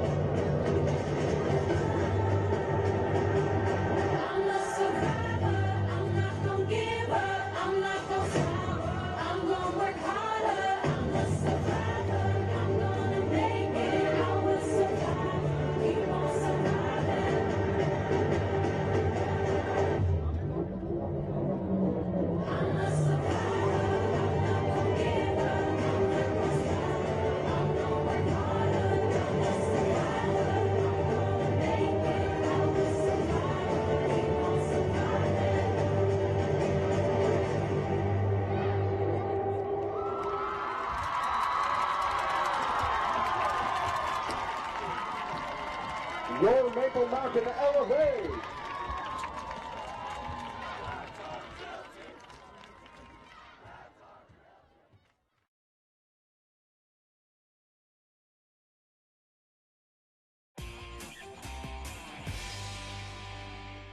Need a new car or truck? Come to the guys you trust. The Car Guys are part of the Blue Diamond Auto Group, and they have the best selection of quality vehicles at the best prices for your budget. The Blue Diamond Auto Group with the Car Guys at 872 North Main in Spanish Fork. I definitely recommend the Driggs team. They're amazing. Hi, I'm Greg with the Driggs Mortgage team, where we believe there's no substitute for experience. Stop by our office today on Main Street and let us help you get into your brand new home.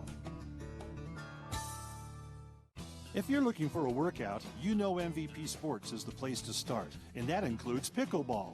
MVP Sports has all you need to get active in this growing sport. Paddles, shoes, clothing, and the pickleballs. MVP Sports in Spanish Fork.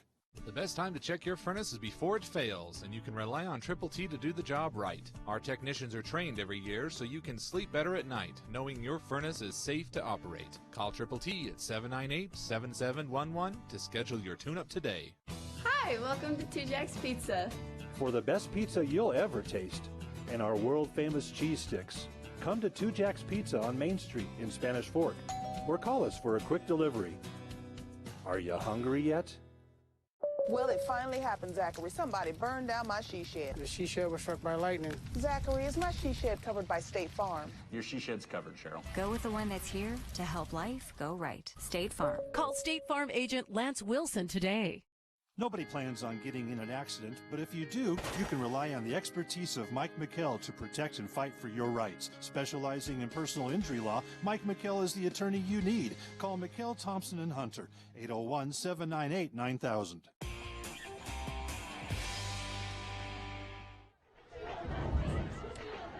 Back here at halftime on Spanish Fork 17. Great to be with everybody. Ryan Pickens alongside Chris Hurst, and the Pleasant Grove Vikings have a 26-21 lead on the Maple Mountain Golden Eagles here at the half. Chris, we weren't really sure what we would necessarily see, whether we would see the quarterbacks really kind of slinging around. Early on it was the run game, but boy, these quarterbacks in that second quarter all of a sudden said, hey, you know what, we want some of the fun too. Yeah, and it was a very exciting, very heavy offense second quarter, and between both quarterbacks, I believe there was 4 touchdown passes in that second quarter alone. So it's been a high-octane offense, and give Maple Mountain credit every time Pleasant Grove has gotten the lead. They struck back, except for that last time where Tyler Nelson just threw an INT, and that's been the one downfall Maple Mountain has had, is they've had too many turnovers, but they were able to capitalize on the fumble that actually they weren't, because they turned it over. But Pleasant Grove's had one turnover that Maple Mountain wasn't able to capitalize on, but for the most part, Maple Mountain's being aggressive, and I think that's what's kept them in this ball game. Well, and that's kind of the thing right now to kind of keep in mind. It could be a whole different game if that interception isn't thrown by Tyler Nelson, and Maple Mountain maybe could be up at the half here. But it's really interesting when you compare the halves, really, because you think of it for these guys, this is kind of with the long injury break with Grady Nelson going out and being taken off the field by ambulance. Chris, you had really like a second halftime at this point, but now you have to regroup in the locker room and come out for that third quarter, and it's a little bit different story than just being just standing there on the field. Yeah, it is, and it's also going to give both coaches some time to think about what adjustments they should make. And I'm wondering, Pleasant Grove, if they're going to just like try and ground and pound and see if they can't just wear Maple Mountain out and get a couple lead score, maybe force Tyler Nelson into throwing another interception or making a bad decision, or if they're going to also just try and just, forget it. Our quarterback Campbell's throwing the ball well. Let's continue to throw it and see if our defense can just stop Nelson that way. So I'm curious to see on this first possession what Pleasant Grove's strategy is coming out of the gates. It'll be kind of interesting to see. Let's check some scores from throughout the region and throughout some of the other big games. How about this one, Chris? Kind of a surprising one. American Leadership Academy up taking on Ben Lomond, 14-14 in the third quarter. That could be a nice win for ALA over there to go on the road. Yeah, the other Spanish Fork team. So that would be huge for those guys. They definitely play hard and work hard just like everybody else. Salem Hills leading Fremont 14-7. That one's at the half. That could be a good ball game. Those teams seem like they'd be evenly matched.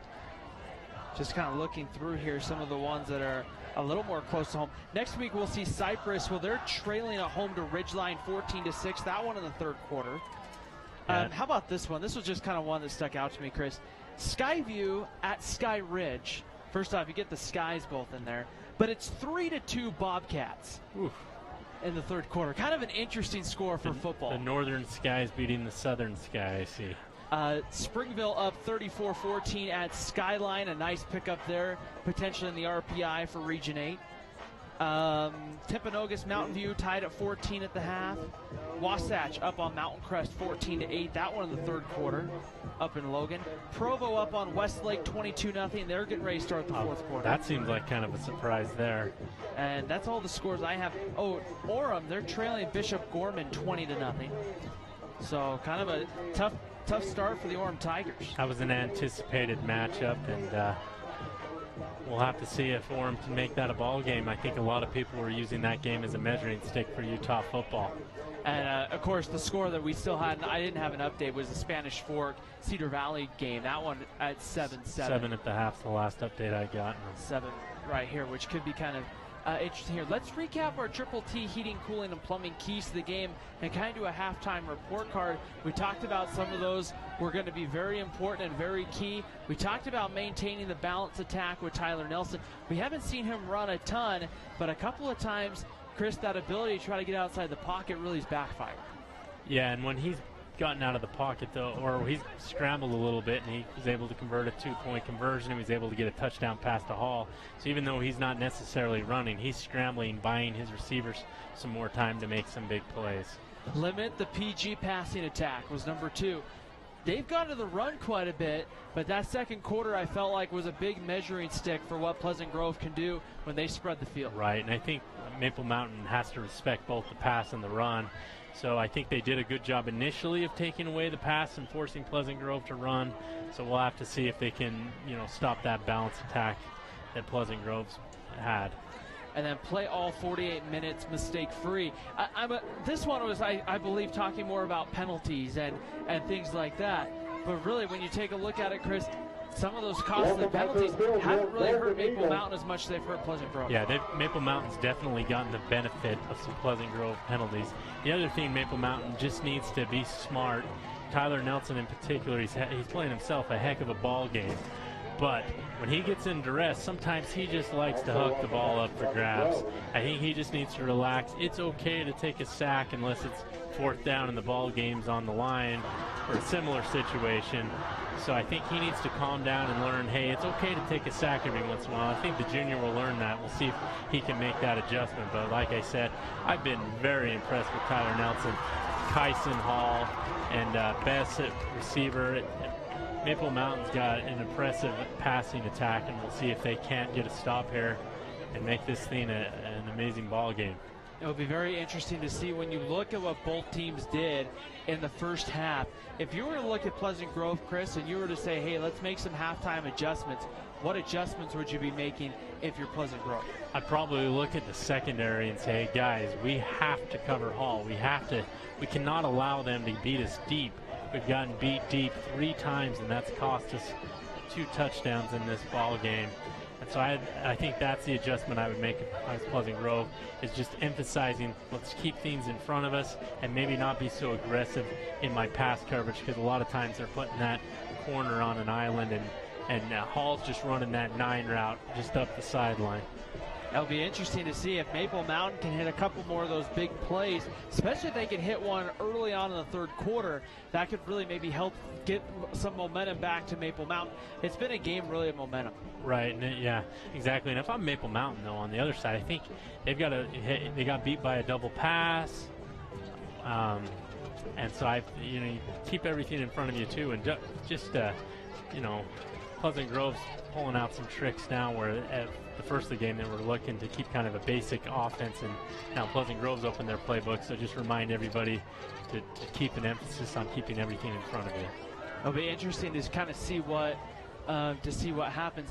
If you're Brad Burtonshaw on Maple Mountain, the Golden Eagles played a pretty good first half considering everything. What adjustments do you make if you're Maple Mountain? Well, I think you got to see if there is some way you can establish a run. I don't know if you have any option plays, but they're trying to keep Pleasant Grove honest by running up the middle. Maybe try and go to the outside more, because I don't recall them picking up more than 4 yards or 3 yards on a run.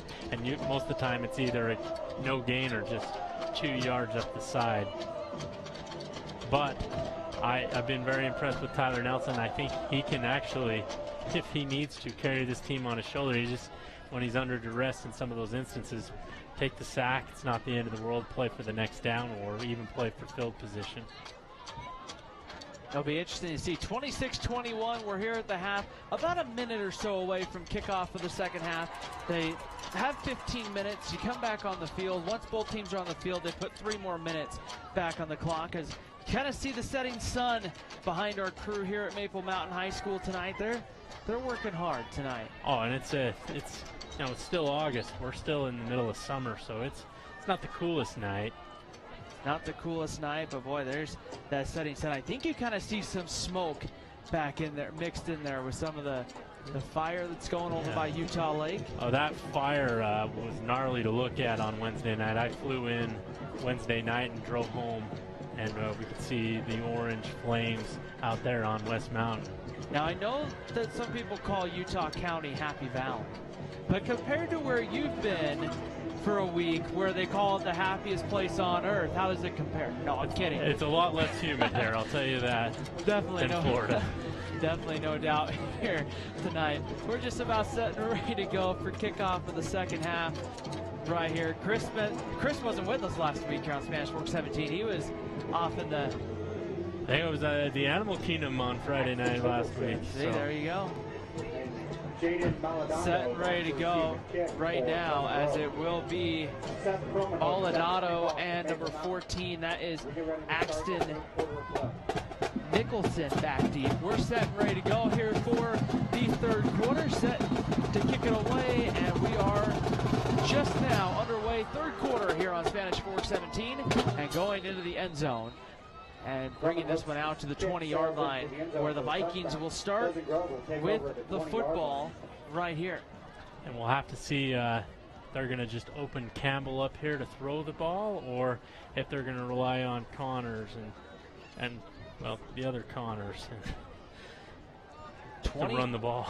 26-21. It's been a healthy dose of about 3 or 4 different backs in there. It's enough you pretty much have to check before every snap to see which back's going to be in there.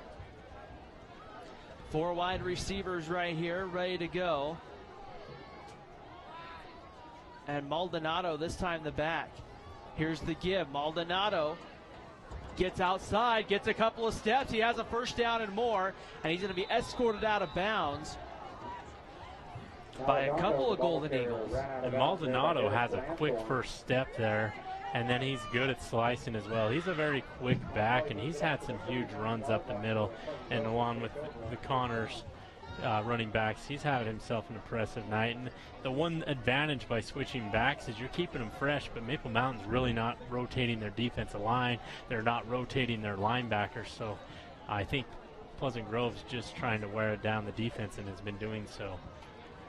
They'll fake it to Maldonado. Here's Campbell on the carry, and he's going to get pushed down. He's going to get close to 8, however, when he's knocked down. Looks like we have an offensive lineman slow to get up, unfortunately, on that play. And you see the guard, you see the tackle.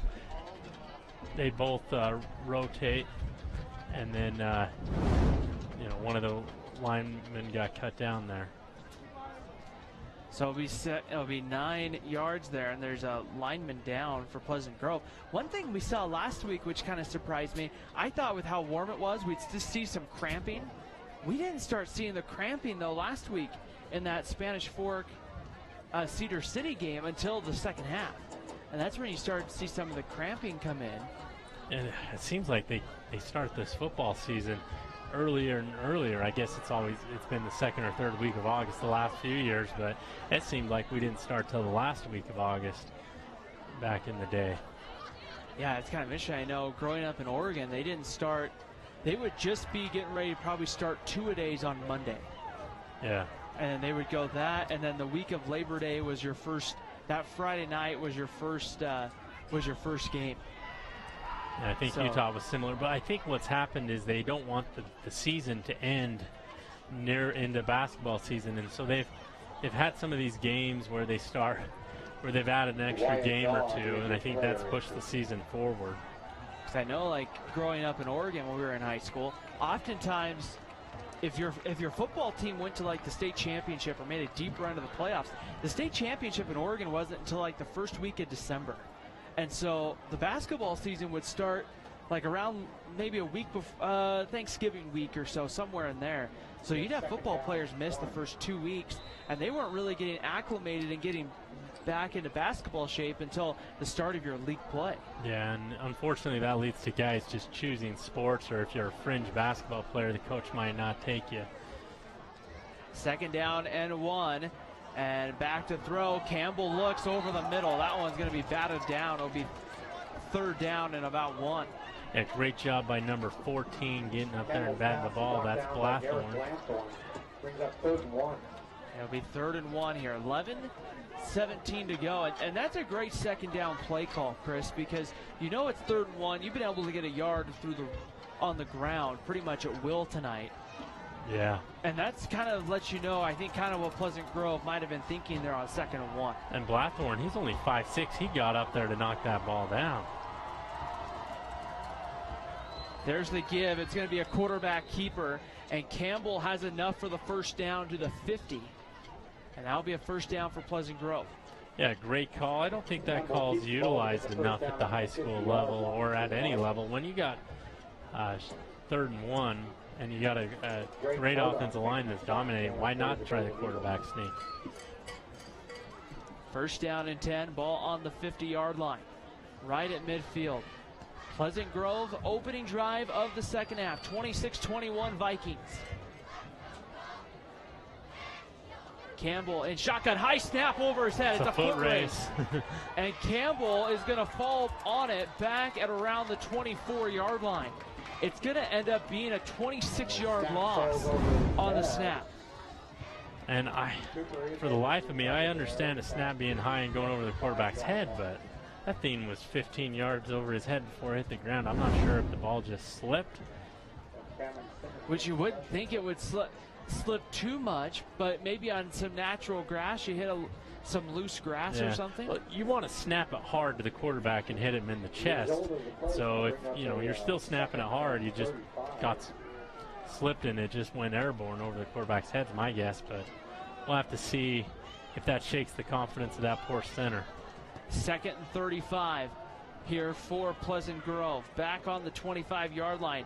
Campbell back to throw with some time, looking downfield into double coverage, and it's going to go incomplete. Out there in the coverage was Cottom and Teddy Wright for Maple Mountain. Yeah, and that was a great job by Maple Mountain. Both those defenders out there making sure they didn't interfere with the receiver, but making sure he didn't catch it.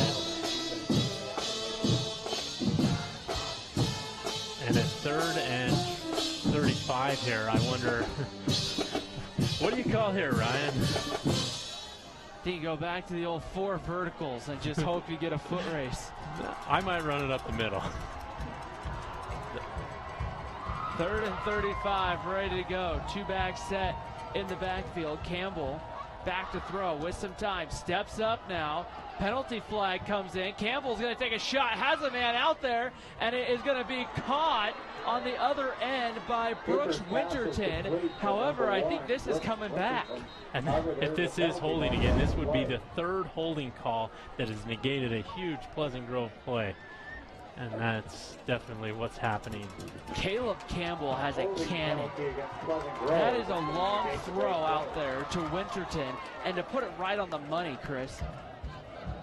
Yeah, Winterton just got a couple of steps there on Seuli. And just, yeah, like you mentioned, Campbell runs up, makes a great throw. Unfortunately, there was a hold in the backfield. And if you're Pleasant Grove, you got to be thinking, man, guys, just don't hold. The quarterback's elusive enough; he can get out of the coverage or out of the defensive coverage in the backfield there. So we'll.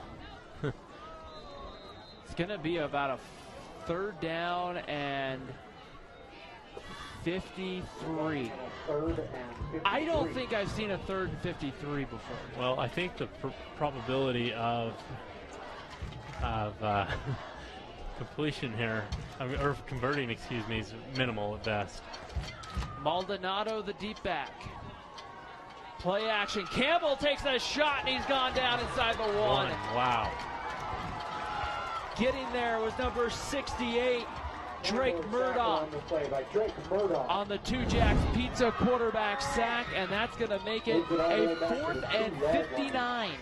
4th and 59, and you bring on the punt team, and if you're Maple Mountain, going for the block here, I imagine. And another great 2-jack sack there by Maple Mountain. And I got an update on the Spanish Fork score, and they now have a 28-7 lead in the 3rd quarter. Evan Robinson, the punter for Pleasant Grove, has to be very careful. He doesn't have a lot of room to work with. Good snap. They get it off. Now he's going to have to roll away, and he'll now punt it. Oh, that was a great punt. And it's going to go out of bounds at around the 36, 37-yard line right there. But given the circumstances, Chris, there's two concerns on that punt. First, where your heel hits, because you can't really go back much further. But then you don't have a lot of room. That really there was a great design there to roll him out.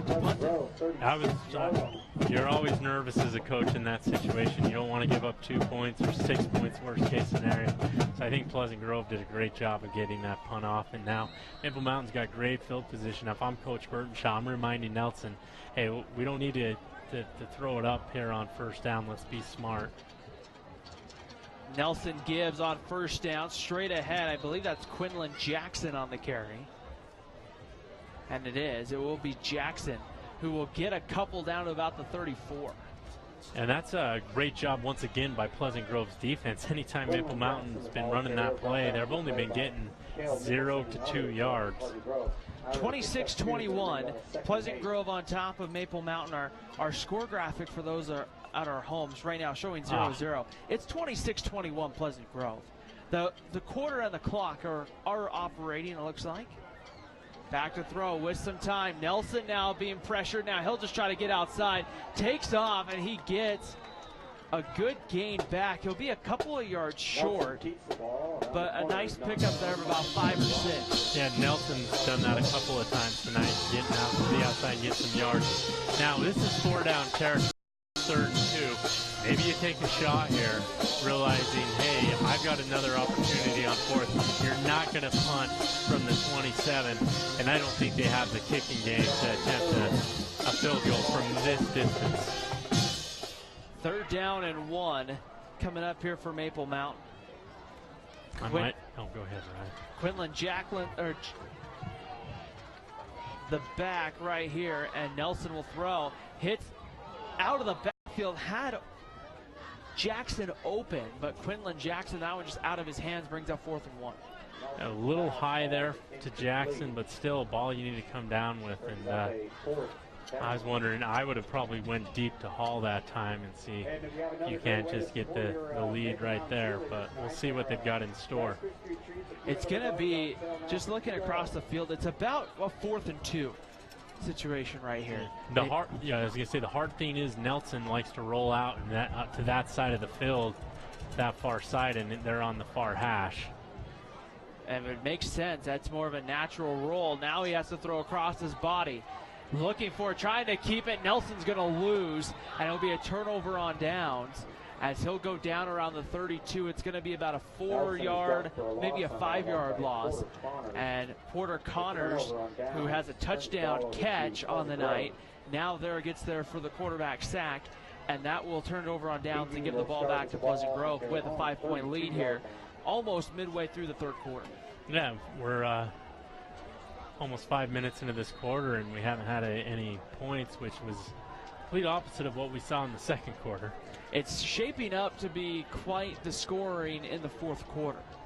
Okay, we're setting ourselves up. Because 1st quarter, there wasn't really a lot of scoring. 2nd quarter, there's a bunch. 3rd quarter, you see where I'm going with this, Chris? Yeah. I like the pattern. Under center, here's the give up the middle, and that is going to be Rex Connors, number 4 on the carry. And Connors fights his way ahead for a couple. And Pleasant Grove, it seems like has not been able to run the ball as effectively here as well. They're not getting those 10, 15-yard gashes every time they run. So great job by Maple Mountain on whatever adjustments they've made. Derek Blanthorne there on the stop for the Golden Eagles. He's been all over the field here in the 3rd quarter.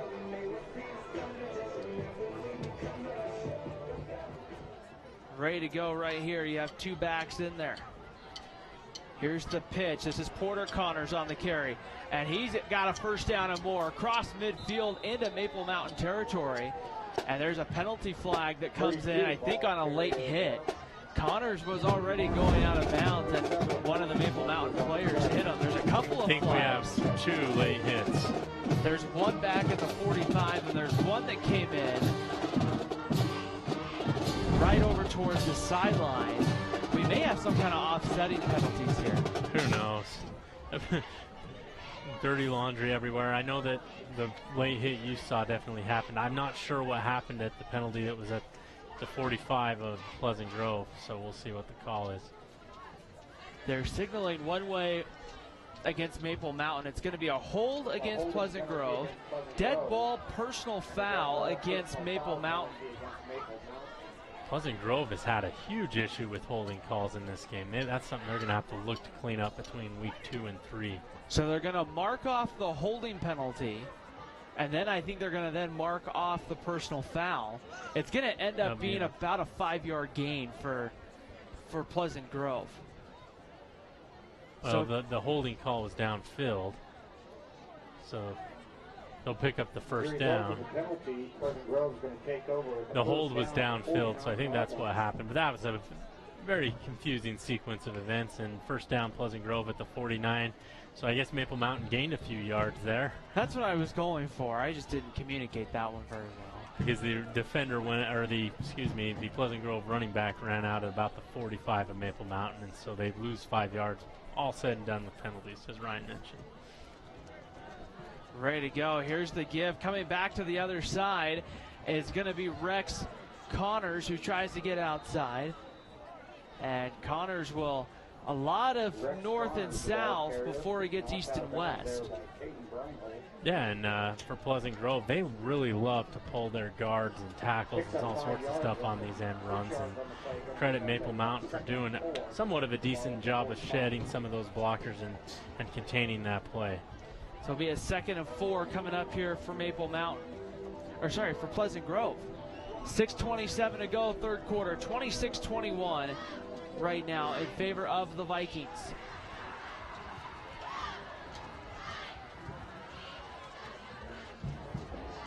Giving up the middle again.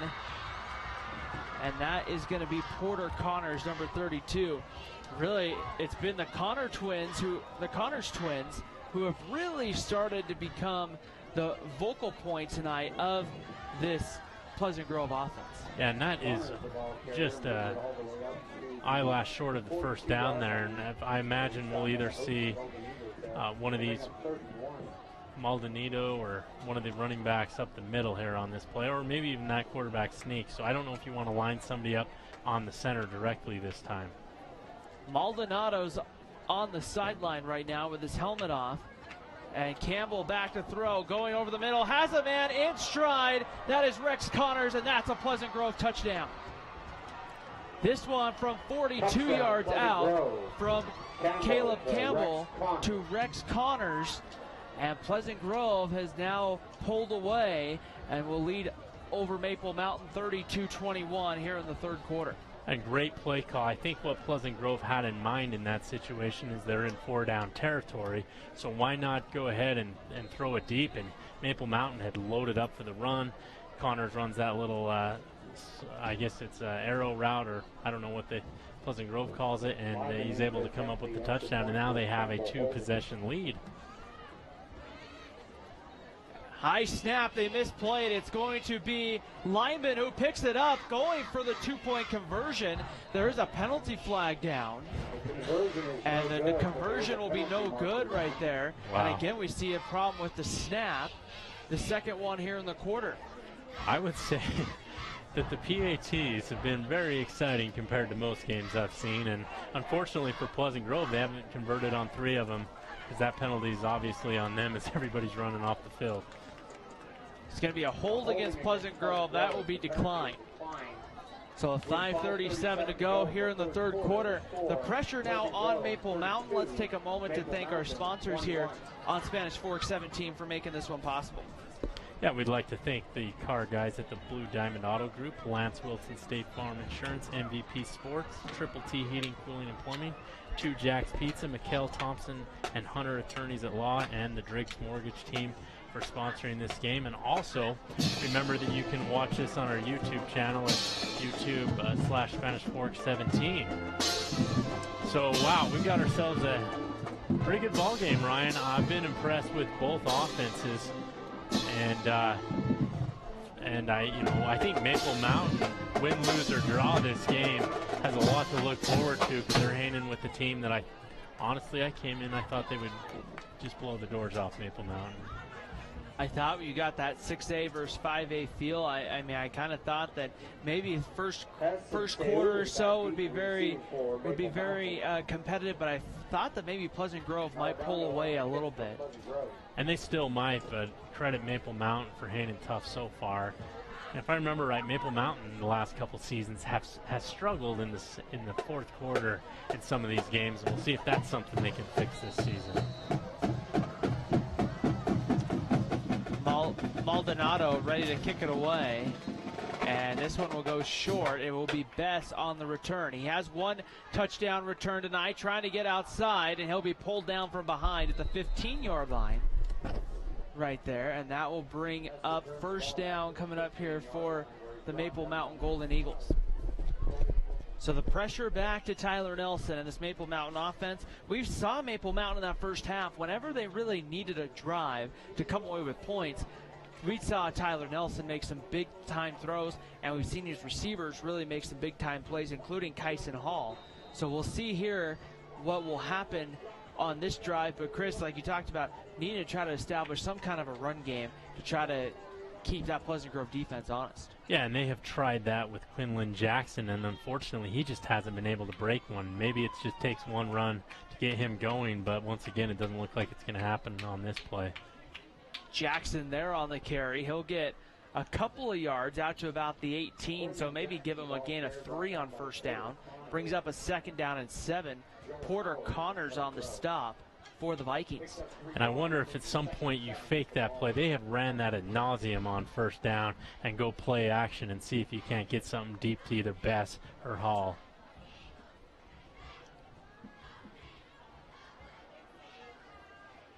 Ready to go here. Second down and 7.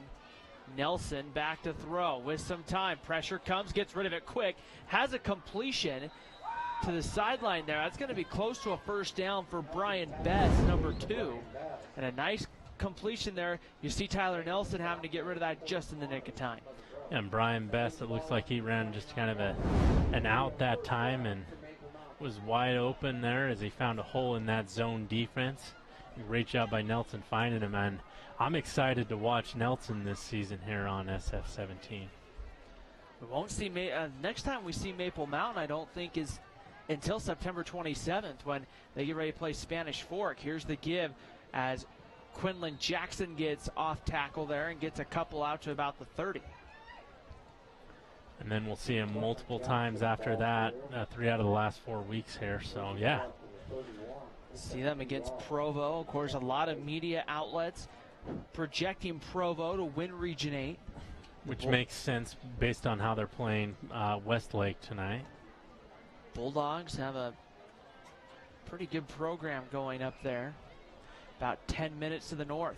Yeah, they had a really nice stadium, and then they went ahead and built an even nicer stadium at the new high school location. Second down and 8. Tyler Nelson tries to put it down, takes a big hit there from number 34, Cooper King, and that will bring up third down. Yeah, great job by those edge rushers pushing Nelson forward, and nothing going up the middle there as they had a spy on him that time.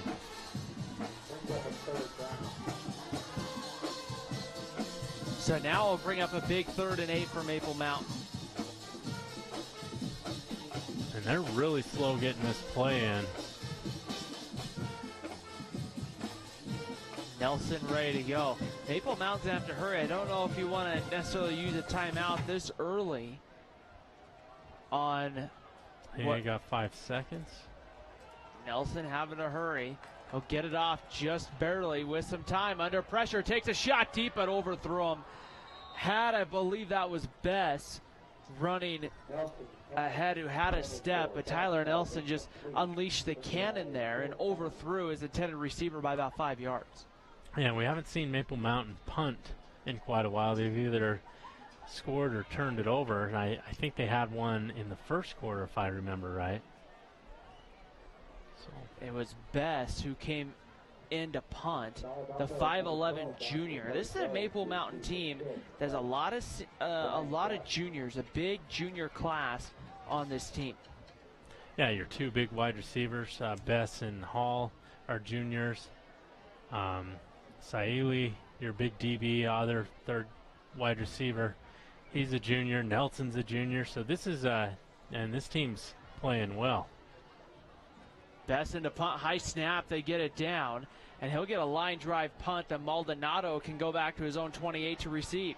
He gets up, there's a penalty flag. Maldonado breaking a couple tackles, and he'll go down back at around the 28-yard line. But again, there's that penalty flag that's back around the 42. There's looks like another one on the opposite side of the field at the 45. Yeah, and that was looked like on the tackle, so I don't know. I don't know what they saw there. I'm curious to see what this call is after watching that replay. The only thing I can think of is where the tackle came in. He hit him right in the back. Wasn't a horse collar, wasn't to the head, wasn't a face mask. They're pointing, you see the officials pointing to that, I believe, the flag back at the 42. We'll see here what they're going to get. We're going to have, it looks like, an elite, well, we'll see here. Have yet to see the call. We're going to have, it looks like, roughing. Tripping. Yeah, tripping and a hold against Pleasant Grove. And a hold. So there's a trip and 2 holds? Yeah. Okay. Oh, roughing the kicker. 2 holds. It's a full house of penalties, I believe. That's what they call that. You don't see it at a lot of other levels where you see those multiple penalties. But at the high school level, that's one where you can see. I assume Maple Mountain's just going to score a touchdown after they walk this off. And we'll see here how this sorts out. That is the Pleasant Grove defense. That's the Pleasant Grove either special teams unit or the defense coming back on the field. So I don't know if this is going to work out in Maple Mountain's favor to be a first down. Wow. That is, I don't recall ever seeing a triple penalty on the same team. The reason why I say that is because the quarterback is not out there, and you have some of the starting linebackers, and now they're going to switch. So I think Pleasant Grove thought it was going to be Maple Mountain football, but it will be Pleasant Grove football. They're going to put it back at the 32-yard line. With 2:42 to go here in the third quarter. Pleasant Grove leading 32-21. So I guess since it wasn't a personal foul running into the kicker, Maple Mountain elected to take the block in the back, which was the furthest call downfield. That makes sense. Okay. It's our story. Be 1st and 10 coming up here.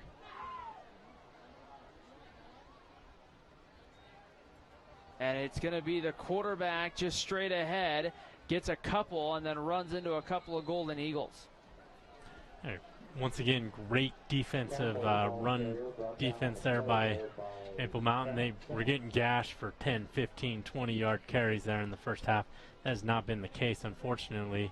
Pleasant Grove's maintained the ball most of this half, and Maple Mountain's offense hasn't been able to get on track. With 2 3-and-outs, I believe, so far in this half. Caleb Campbell, the quarterback, ready to go here for Pleasant Grove. He got the last carry for the Vikings. We'll see what he does here. Single back set, penalties fly. And I think we're going to get Maple Mountain for maybe an offsides.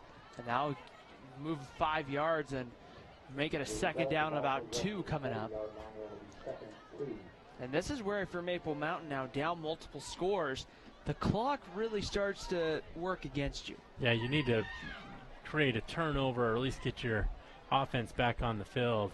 But credit Pleasant Grove, they've really slowed this game down and been able to run the ball, pick up some first downs.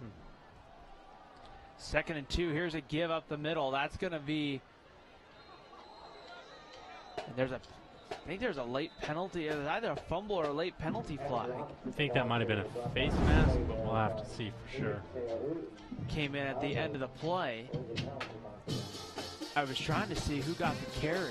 Is it Robinson? Yeah, it was Robinson who's been lined up in the backfield. I think it's about the fourth, maybe 5th back to line up in the backfield for Pleasant Grove. And that's the first, unless we confused him with Maldonado, I think that's his first carry of the game. Face mask against Maple Mountain will move the ball inside the Golden Eagles 40 down to about the 38-yard line. And the Vikings here have a chance with a touchdown to maybe put the knockout blow to Maple Mountain.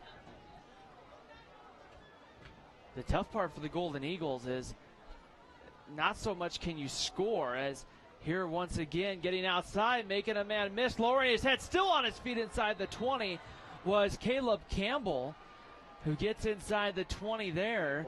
And this is where you're starting to see some of this Maple Mountain defense wear out. Yeah, and I wonder if Maple Mountain's defense was playing with some adrenaline after the unfortunate injury to Grady Nelson. I wonder if some of that's worn off. And definitely both teams, though, seem a little more fatigued after that exciting second quarter here in the second half. Back inside the Driggs Mortgage team red zone is the Pleasant Grove Vikings. It's 1st and 10 from the 19-yard line.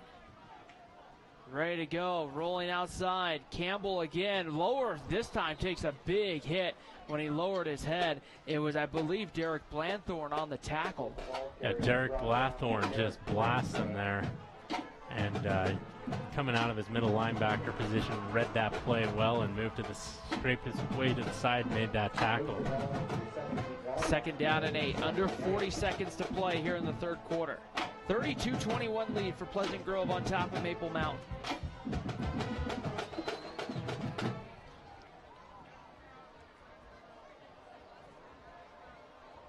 Maldonado is back in the backfield. Campbell gives to Maldonado. He gets outside, makes a man miss, gets a block at the 10, at the 5, and he is in for a touchdown, but there's a penalty flag coming down as a player for Maple Mountain slow to get up. And I think this one's going to come back off the board for Maldonado. And it looks like Blathorn lost his helmet. Yeah, there was a block. That was so close. I was watching. I was wondering if they were going to call it. I don't know if he got his head around his shoulder or not. That's usually the determining factor on whether you're going to call a block in the back, but I guess the officials said he didn't. That one is a tough one to call. Another touchdown, though, by Pleasant Grove, negated by a penalty. The Vikings really could be up about 42-21 right now.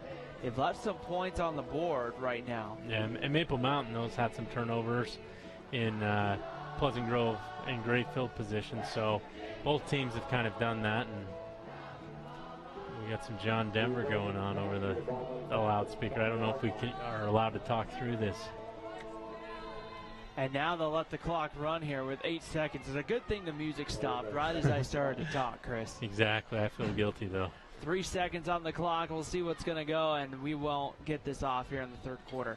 We're going to head to the fourth quarter here on Spanish Fork 17. Pleasant Grove 32, Maple Mountain 21. High school football comes back after the break here on Spanish Fork 17.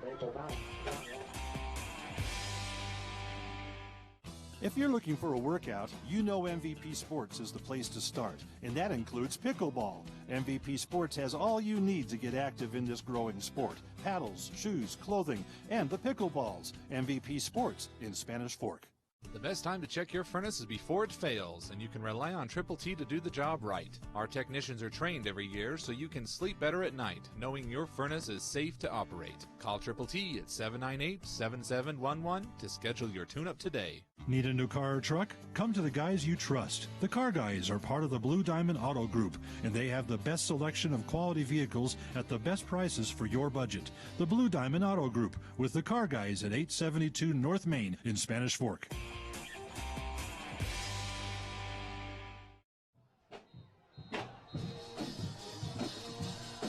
And we're back here. Start of the fourth quarter. Pleasant Grove leads 32-21 over the home Maple Mountain Golden Eagles. Ryan Pickens and Chris Hurst here at Maple Mountain High School as we get ready to start the fourth quarter. And Maple Mountain's defense kind of pinned into a corner right now. Maple Mountain looking for a big stop right here. A late touchdown by Pleasant Grove could kind of pretty much seal the deal for the Vikings here. if Maple Mountain wants to win this ball game, they're going to have to get a stop here. Campbell back to throw, looking end zone, has a man caught, touchdown, Vikings. That is number 22, that is Cale Mickelson. Campbell for Mickelson. And a big touchdown right there puts this one even closer, makes it a 17-point ball game right now. 3-score ball game regardless of the extra point. Yeah, that's true, and they'll try and kick it this time. We'll see if the snap's good. On to kick the extra point is Seth Lyman. Lyman, the sophomore. Campbell will be the holder. Good snap, good hold. Kick is good. So 39-21, 11:53 to go here in this one, and Maple Mountain now will get the football back, and the Golden Eagles probably need to look at striking pretty quick. Yeah, they have that ability, so I think they probably might run some 4 deep. I don't know. We'll have to see.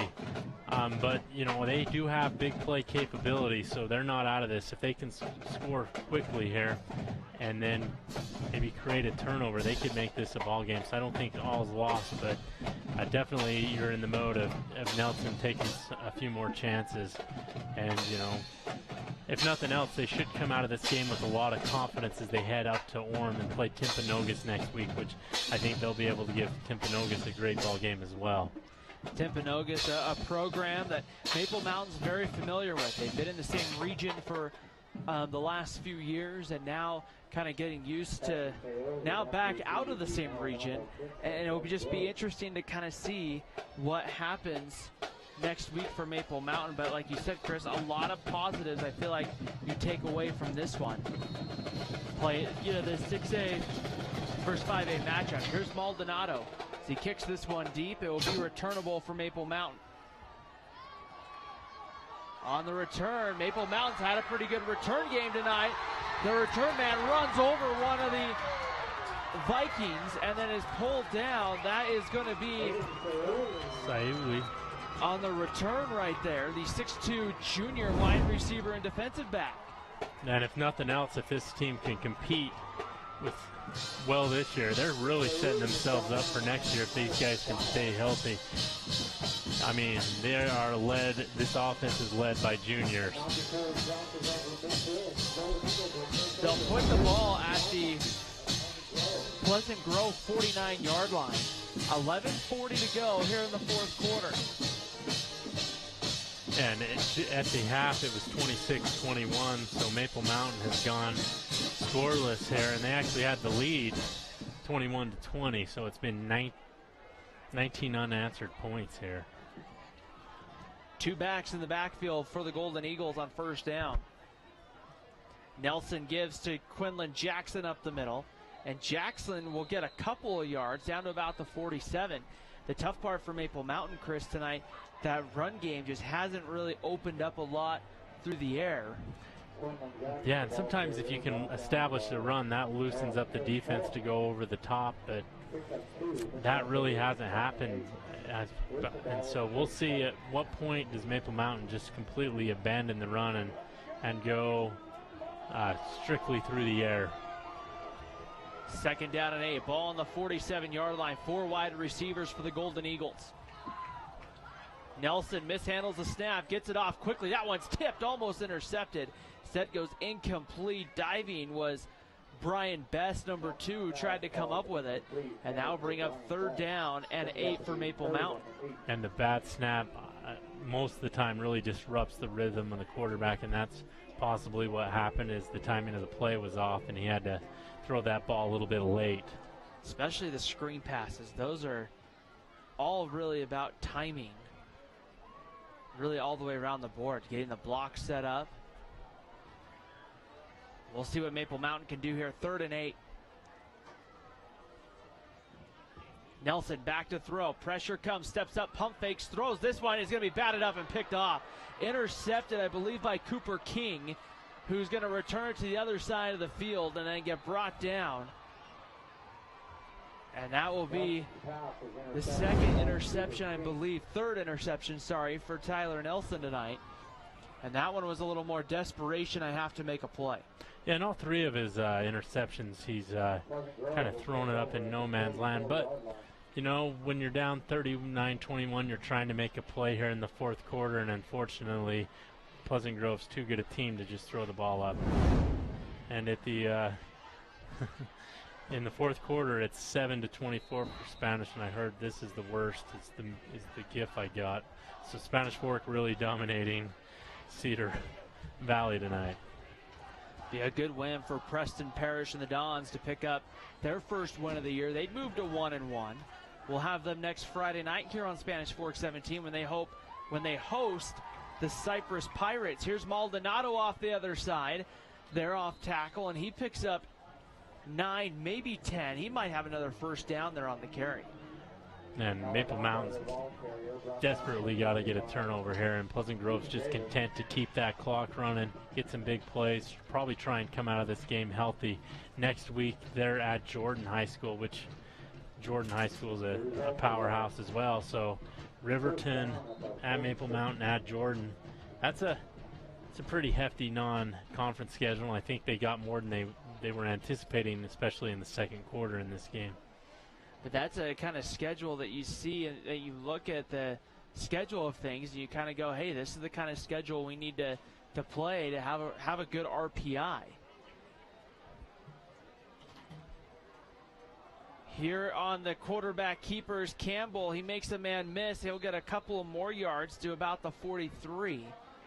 As Maple Mountain appears to be getting Bryson McQuivy, the junior quarterback, up throwing on the sideline right here. So we may see Maple Mountain maybe put some of the second team in. Yeah, sometimes it's good to get the JV team some experience. That way you don't, in a game that's out of control, you don't have your starters out there potentially getting injured, and Maple Mountain's already had a huge losses. Unfortunately, Grady Nelson was hauled in an ambulance tonight out of the stadium. Thoughts and prayers go with Grady Nelson and his family. Definitely something you don't want to ever see happen at any level, but just hope that Grady Nelson's okay. Campbell ready to go. Here's the give. That is Robinson on the carry, and he gets inside the 40. They're, I think, going to give him the 39 there for Evan Robinson. Bring up about a 3rd and 3, and Pleasant Grove's probably going to go for it here, so we'll see if they run it again. Clock under 9 minutes here to go. 8:54 to go in the fourth quarter. Coming up in our post-game show, we'll have our final thoughts from this one. We'll have our MVP Sports MVP of the game, and then we will preview next week's game, Spanish Fork against Cypress. Should be a fun one, a part of a home and home where Spanish Fork last season went up to Cypress. Pirates will make a trip back down here this year. Campbell takes the direct keeper right up the middle, gets outside, cuts it back up, dives down to the 26-yard line. That'll be good for another Pleasant Grove first down. But there is, it looks like, a penalty flag down on the field. Sorry, there's an injury on the field. The Golden Eagles. And that's the official that's down on the far side of the field. Oh, yeah. Pleasant Grove training staff, and now the Maple Mountain training staff will head over. Right here. 8:15 to go, fourth quarter. 39-21. Lead right now in favor of Pleasant Grove. The Vikings out of 6A Region 4. Some talented teams in that group this year. American Fork was winning tonight, so American Fork off to a quick 2-0 start. So I'm looking at the RPI, how it's calculated. It's calculated by the modified winning percentage is 40%. The opponent's winning percentage is 40%, and then 20% is the opponent's winning percentage. So glad I don't have to do the calculation for the RPI, but good luck to those that do. I think a lot of that's going to be done through Max Preps. That's exactly who's doing it. It's going to be Max Preps that is calculating it. So, also, there's an adjusted game value. So if you play a 6A school, it's 2.011 times the game value. If you're playing a 1A school, it's 1, and so it goes in between there. And then there's some out-of-state opponents where they throw some random number in there to calculate it. So, oh my goodness. It's going to be interesting to kind of see how things work, and I know, it'll be interesting this first year in particular, because you think of it, you could have the way the RPI rankings rank it, you could have Spanish Fork against Salem Hills, or say Maple Mountain versus Springville in the first round of the playoffs. Yeah, exactly, and then I guess this is used to determine who goes. Boy, this is going to be. We're going to have to do a little more research. My understanding is everybody will make the playoffs, is my understanding of it. But I don't know. It's still new. Evan Robinson, the ball carrier for Pleasant Grove, gets down to the 22-yard line. Yeah, picks up 5. The worst team in the state in that classification played the best team in the state in the first round. That should be interesting. I know in Oregon they do it where, and Oregon uses the same kind of system. One will play, like 32 teams make the playoffs. Like so many teams have a first round bye, and then there's play-in games, and then there's a first round, and then they kind of do it like that. But it's a really interesting system. We'll see how it works here in its first season. And the first RPI will be released on 9/23, so we should do some sort of RPI show for that. No. The week of the Maple Mountain Spanish Fork game. Right. That'd be interesting. You and me doing an RPI show, that'd be fun. Here's a give. Evan Robinson again on the carry. It's going to be close to the marker, but I think he's going to be ultimately about a yard or 2 short. He's going to get the 19-yard line. Sets up a 3rd down and probably about 2 or 3. And we're seeing a lot more of the backups here for both teams as the clock's winding down, and Pleasant Grove clearly has this in hand. So it's a good test to see who you have on game film at some of those backup positions and who can play well with some of the starters that are out there as well.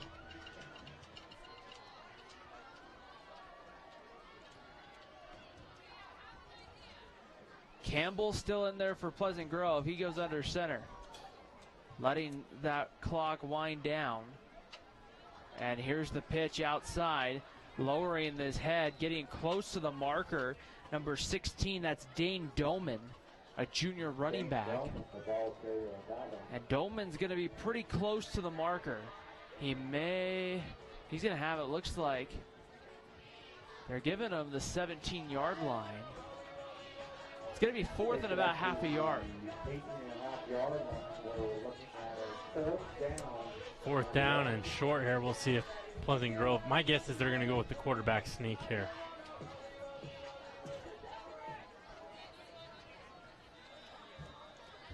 And here there's a timeout Maple Mountain, Brad Burtonshaw.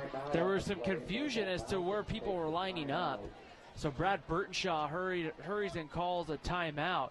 Caleb Campbell had dropped the ball, and I think he put his knee down short of the marker, but luckily he gets bailed out there from the timeout with 5:14 to go here in the 4th quarter. 39-21, Vikings on top of the Golden Eagles. Next Friday night, we got another good one for you coming up. 7 p.m. kickoff. It will be the Cypress Pirates and the Spanish Fork Dons. Yeah, it should be exciting. Last year, Spanish Fork had a huge lead, and then Cypress came storming back in the 4th quarter to win that ball game. We'll have to see if we get some more of that exciting action this year. Who knows? 2 different teams, a lot of guys graduated, so you've seen Spanish Fork play, so you know more about them than I do, but it should be an exciting season, and we'll see if either Spanish Fork or Maple Mountain can make a run through the RPI to make a playoff run. I'm still trying to find the brackets here. And I got the final score, Spanish Fork won 42-14. So the Dons now 1-1. Caleb Campbell under center. Here's the give. Dolman has, I believe, enough for a first down to about the 16-yard line. So that should be enough to give Pleasant Grove a fresh set of downs here with 5:10 to go in the fourth quarter. Yeah, and with 5:10 to go here, once this clock winds, Pleasant Grove's probably going to take as much time as they can, and I wonder at what point they pull Campbell. Probably, I'd assume after this drive. Kind of surprised with a lot of the backups in that we still see Caleb Campbell in there. It might be kind of weird to pull your starting quarterback in the middle of a drive. Campbell directing traffic, looking over to the sideline here.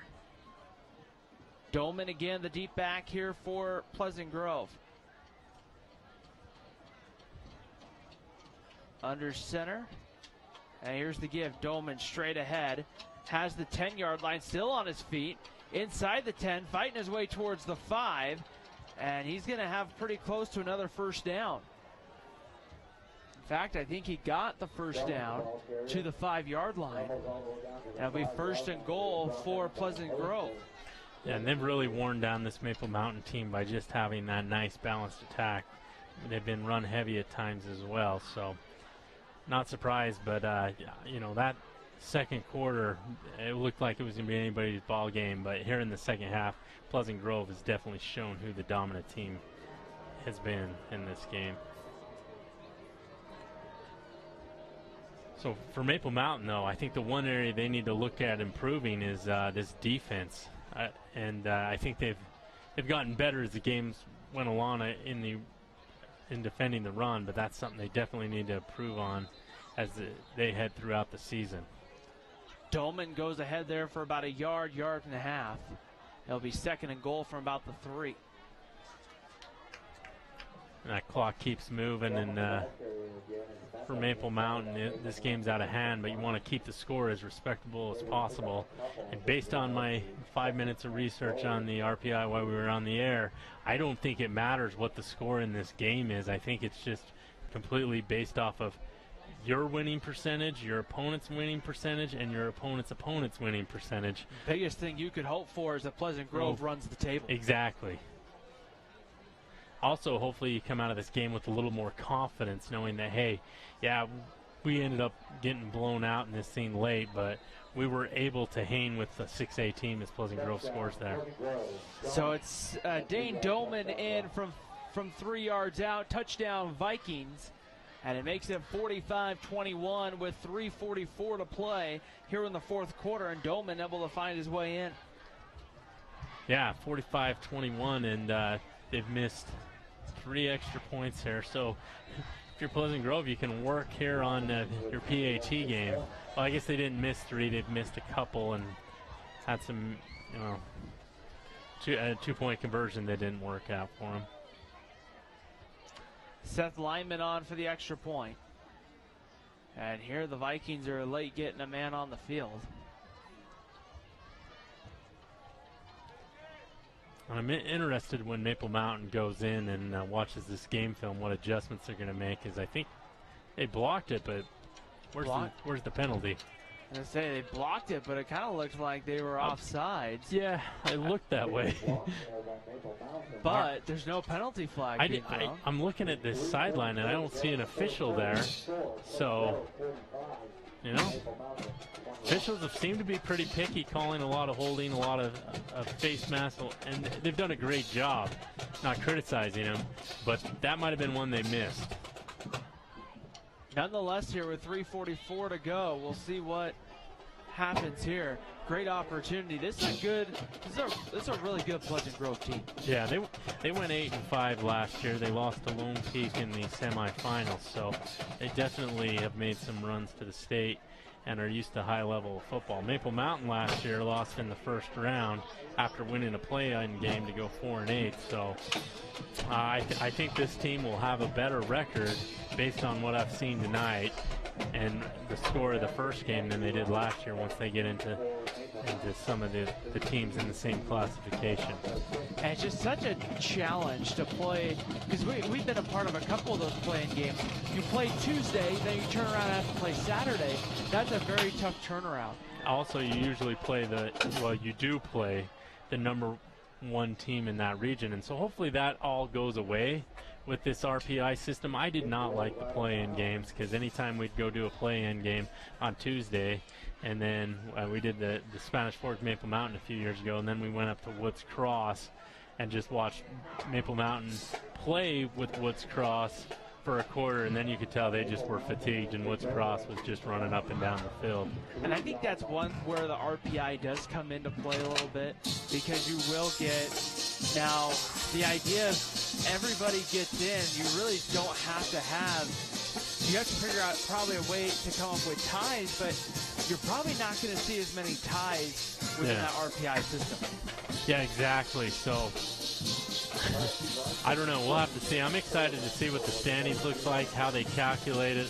Kind of a math nerd anyways, but I'm excited to see if this works out and try something different, similar to some of the RPI they do in getting basketball brackets for the NCAA.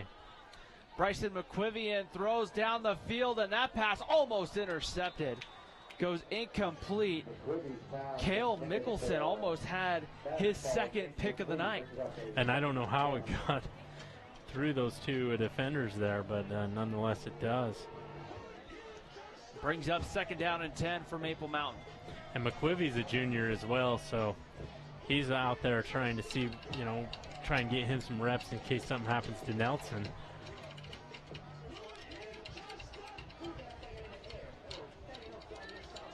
So McQuivey here on 2nd and 10, joined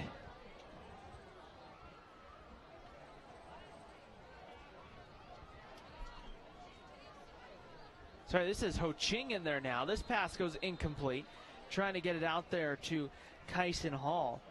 This is Gene Ho Ching, a 6'3" junior. So I don't know if him and Bryson McQuivey are kind of rotating some reps here to see who the backup is. Well, either way, it's a great job to get some experience in some live action reps here against an opponent that's not the other team's JV. Well, maybe it is now, but at the varsity level, or against your own scout team.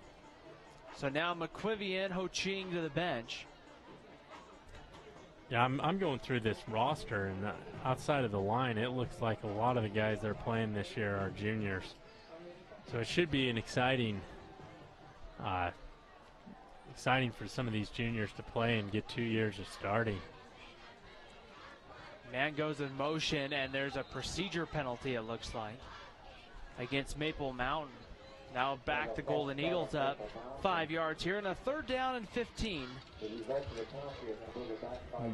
Yeah, Ryan, how about Kyson Hall? He had that 78-yard touchdown catch. He had a couple of big catches downfield. It looks like he has breakaway speed where he's going to be able to outrun a lot of these corners. I think he might be a key to Maple Mountain's success this season.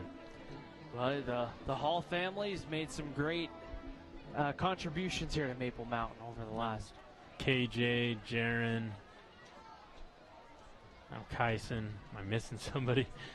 Dawson was a big baseball player. Now pass is going to be tipped, and somehow ends up being tipped right into the hands of Kyson Hall, who makes the catch, but he's going to be well short of the 1st down. I think Hall there looking to, I think he wanted some helmet-to-helmet contact there. Yeah, he got hit pretty hard there, was able to hang on and make that catch, and just the guy we were talking about comes up and makes a pinball catch after he pinballed off a couple of guys, and then he gets hit by the defender. So 4th and 10, 3 minutes to go here. Looks like, I don't know, Maple Mountain's going to take a penalty here, or they're going to call a timeout. I'm not exactly sure what they're doing. I think they're trying to decide whether they're going to punt or go for it. I think they're going to punt. I think they pulled the offense off the field. I think I would punt in this situation, especially you never know when you're going to meet Pleasant Grove's coaching staff down the road, and I don't know. It's better just to punt and let them run the clock out, I guess, essentially. 4th down, Maple Mountain will punt. It will be number 2. That is Brian Best to punt. Snap good. They get the punt away. It's a pretty good punt.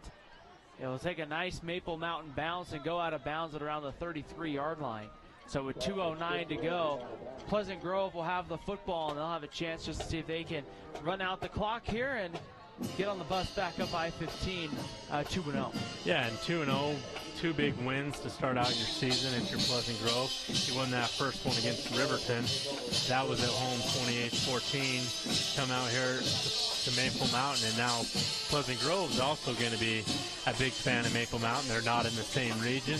They're going to hope Maple Mountain beats some teams so that it helps their opponent's winning percentage, and then they hope Maple Mountain's opponents do well. I don't know. It should be exciting. They're big fans of Region 8. Devin Jensen, the sophomore quarterback, will come in. They'll go straight up the middle there, get a couple of yards out to about the 33, 34-yard line. And now the biggest thing is they'll just let that clock run.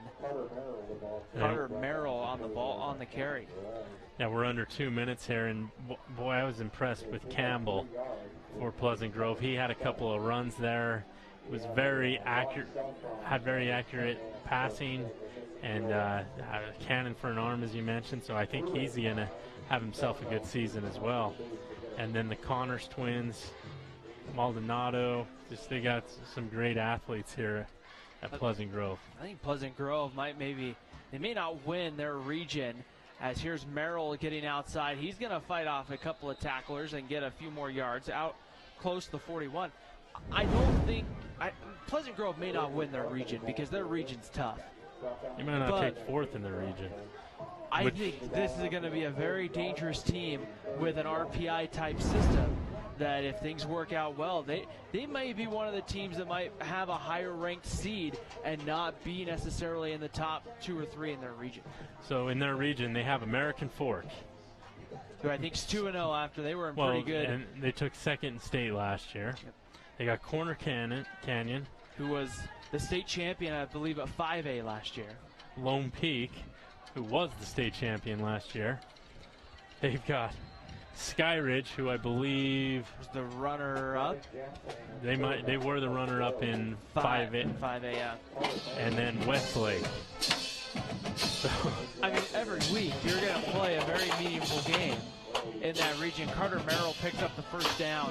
And I think Pleasant Grove only needs to snap this ball one more time and get that clock heading towards 0-0. But Chris, you bring up a great point, because you might have a team in there that has, whether it's an American Fork or a Lone Peak, they may not finish first in their region, and they may have a higher seed than a region champion in one of the other regions. Yeah, I imagine so, because everybody in that region is 2-0 after tonight, except for Westlake, who's 0-2, who lost to Provo tonight and lost their first week. But I imagine these guys will have all those teams we mentioned outside of Westlake's going to have a great non-region record.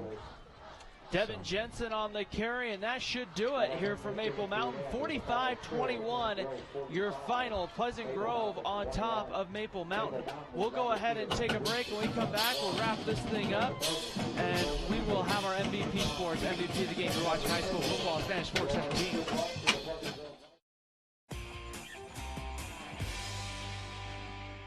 Nobody plans on getting in an accident, but if you do, you can rely on the expertise of Mike McKell to protect and fight for your rights. Specializing in personal injury law, Mike McKell is the attorney you need. Call McKell, Thompson, and Hunter, 801-798-9000. Well, it finally happened, Zachary. Somebody burned down my she shed. The she shed was struck by lightning. Zachary, is my she shed covered by State Farm? Your she shed's covered, Cheryl. Go with the one that's here to help life go right. State Farm. Call State Farm agent Lance Wilson today. I definitely recommend the Driggs team. They're amazing. Hi, I'm Greg with the Driggs Mortgage Team, where we believe there's no substitute for experience. Stop by our office today on Main Street and let us help you get into your brand new home. Hi, welcome to Two Jacks Pizza. For the best pizza you'll ever taste and our world-famous cheese sticks, come to Two Jacks Pizza on Main Street in Spanish Fork, or call us for a quick delivery. Are you hungry yet?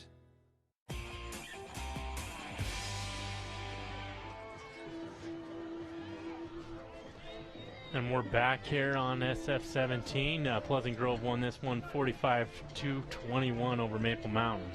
One of those games where Maple Mountain played well, definitely played better, I think, than the final score is going to indicate. Pleasant Grove just really dominated that third and fourth quarter and really kind of opened this one up to a big point. When you take a look at what Maple Mountain did, Brad Burtonshaw has really a lot that he's going to be able to take away from this game as a positive checkbox in the Maple Mountain season. Yeah, absolutely. He's got a lot of juniors and a lot of talent, and Bess and Hall and some of these guys I saw out there. And Tyler Nelson can clean up a couple of those turnovers, and I think Maple Mountain's going to be able to scare some people and possibly make a run deep into the playoffs. When you look at Pleasant Grove, I think we knew Pleasant Grove had the ability to score a lot of points. I think our question was going to be, how were the Vikings going to do it, and would they establish a running game? We found out that the Vikings can run the football almost as well as they can throw it. Yeah, absolutely. They were gashing Maple Mountain, and especially, my memory serves me correct, in the second quarter with runs of 20, 15, 30. They had 34-yard touchdown called back by penalties. That's the theme that they've got to clean up, is holding calls. They had big play after big play that came back due to a holding call, and once they kind of cleaned that up in the second half, it really took the cells out of Maple Mountain's the wind out of Maple Mountain cells, if I can speak correctly now. One of those things that you take a look at for Maple Mountain, one of the big bright spots was tonight's MVP Sports MVP of the game, and that was Kyson Hall, who really, we talked about Tyler Nelson, really needed a downhill vertical threat. The Golden Eagles haven't really, in my opinion, had a downhill vertical threat since Dawson Butler was here, where they had a quarterback that could throw that deep ball the way Tyler Nelson can. And tonight we saw that Kyson Hall was able to provide that kind of deep threat. Yeah, and the deep threats in the past have been like 6'5", 6'6" for Maple Mountain, like Butler was. But Hall's not that prototypical Maple Mountain deep threat where he's going to out-jump people. He's just going to outrun them. He is fast and furious. I think I saw a movie about that. But anyways, he is those two things, and he's fearless as he goes up for the ball, and he's not afraid to take some contact and hold on to that ball. It's our MVP Sports MVP of the game. Pleasant Grove takes this one over Maple Mountain tonight. Next week we have another fun one coming up. We got Cypress at Spanish Fork over at Spanish Fork High School, 7 p.m. kickoff. Chris, this one last year, Spanish Fork, big lead. Cypress able to storm from behind in the second half to steal one from Spanish Fork. What do you look for from this one? I think for Spanish Fork, they need to establish who they are, and they might have done that on offense a little bit, and then also maybe play a little better defense. They gave up 30-plus points to Cedar City, who's in a lower classification, which is probably going to hurt their RPI with that loss. So they can make up for it by beating a 6A team that's 2.011, increases your RPI when you play them. So I think, honestly, if you're smart, you're going to schedule up higher classifications, but I'm wondering a couple of years down the road if some of these 6A teams won't want to schedule down. And that could be very interesting, especially maybe some of those fringe 6A, 5A teams that can kind of go back and forth with realignment. That's going to get kind of interesting to see down the stretch. Well, it was a fun one tonight. 45-21, our final in favor of Pleasant Grove. For my partner Chris Hurst and our Spanish Fork Community Network sports team, I'm Ryan Pickens saying so long tonight here from Maple Mountain High School. We hope you have a great weekend, and we'll see you next Friday night for more high school football in Spanish Fork 17.